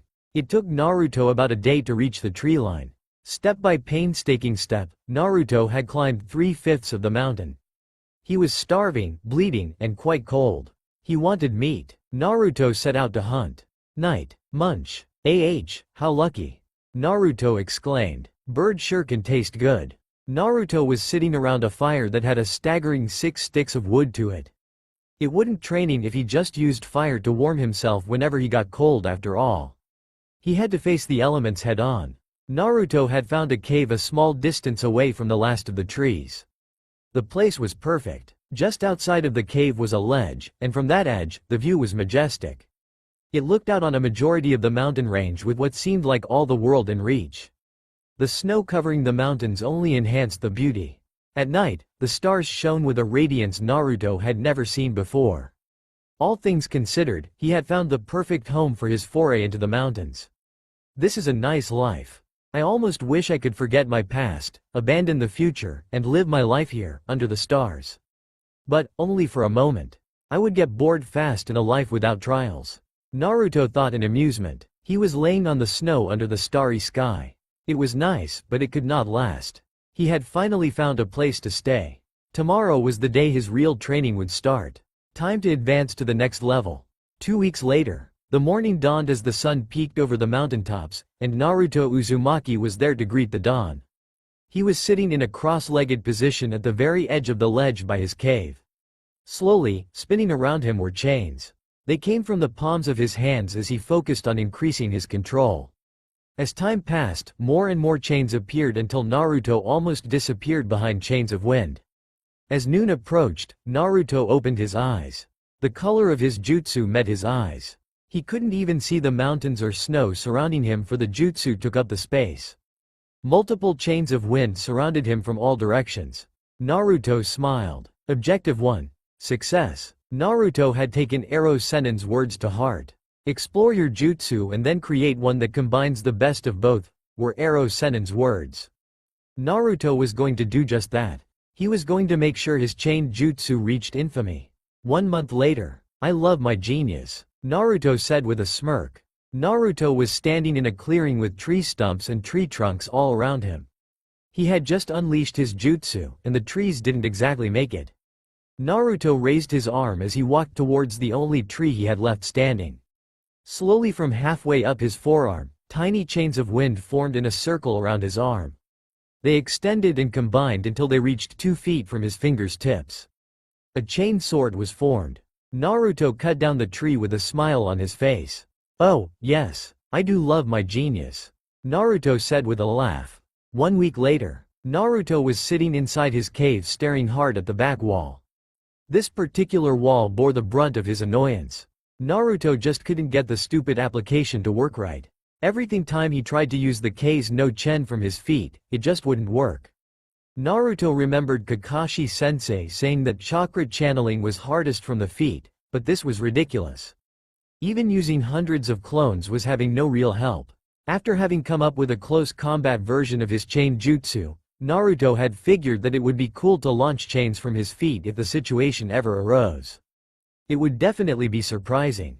What started out as more of a joke than anything quickly evolved to a valued project which was starting to piss Naruto off. He just couldn't get the damn thing to work. Okay, calm down, Naruto. Maybe I am molding the wind chakra wrong.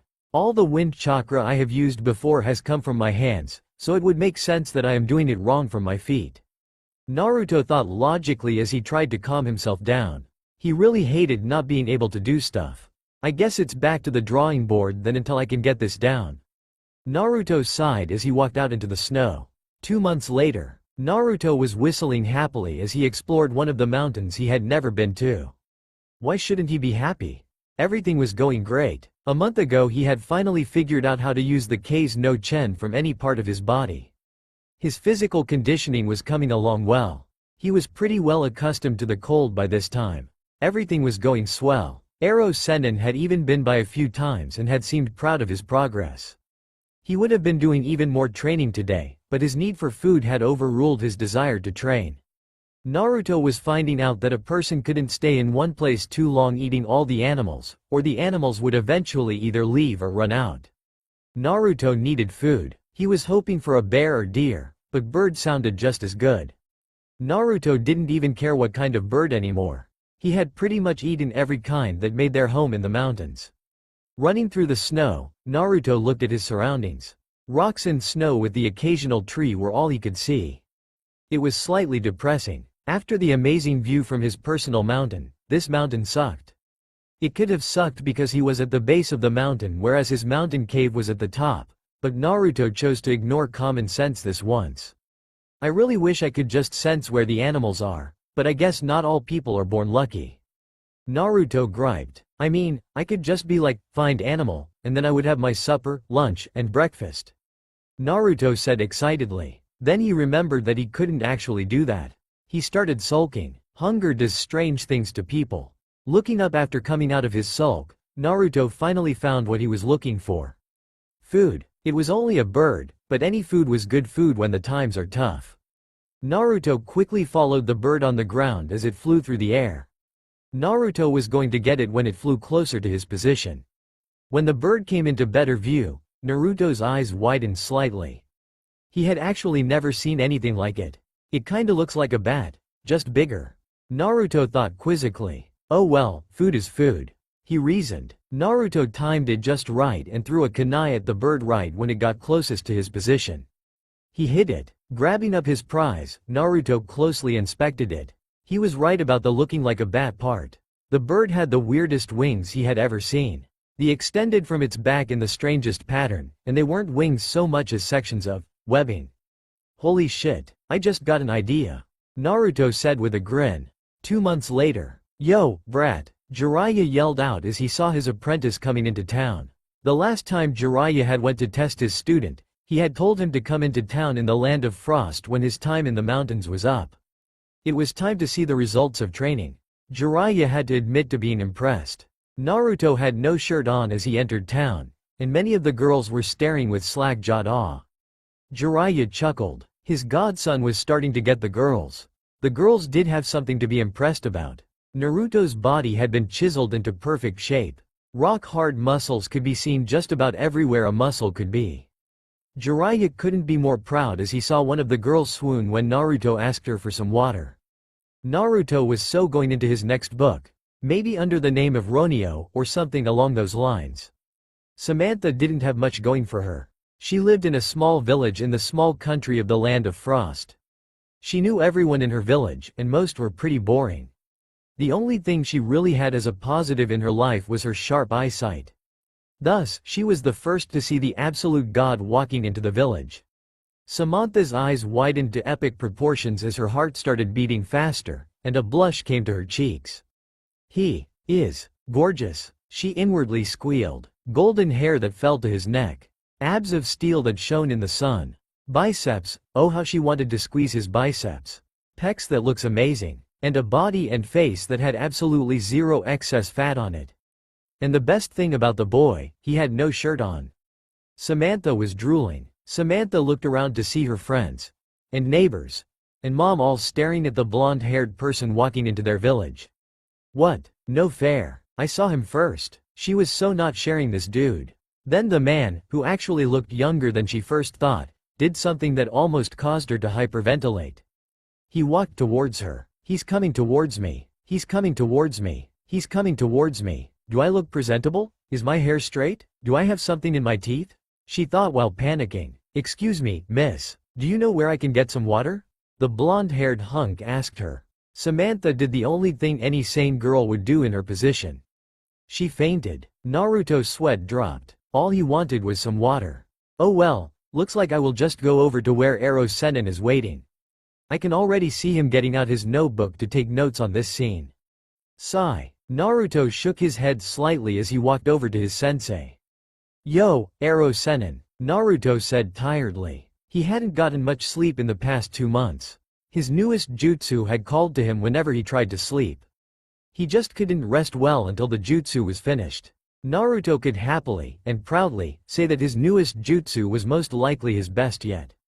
It combined the K's no Chen and the K's no Yaiba perfectly. He couldn't wait to see Ero Sennin's astonished face. Naruto, Ero Sennin said with a nod. I can tell you're tired, so how about you go rest at the room I have rented? I will spar with you in a couple of weeks, so you can have some time to adjust to the serious climate change.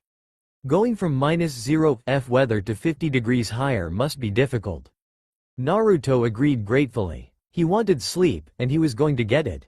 Naruto headed to the hotel Ero Sennin had pointed out to him while mentally going over a checklist of all he had accomplished over his time away from Ero Sennin. Checklist. Base skills rose check. Futon jutsu explored, expanded, adapted, made better check. New awesome jutsu check. Ability to pretty much survive anywhere check. Chakra control increased check. Strength and speed rose check. Will to do whatever it takes to defeat Sasuke and Sakura check. Naruto went to bed with a smile that day. Whatever would come would come. He would be ready to face it head on without running away or being scared. Naruto was prepared. He had stared death in the face for 6 months. If he had made even the slightest wrong move on multiple occasions throughout his training, he would have died. Naruto had come to no longer fear death, and that was a particularly lightening experience. Naruto was ready. That's all for now. If you enjoy this video, then please like, share and do comments.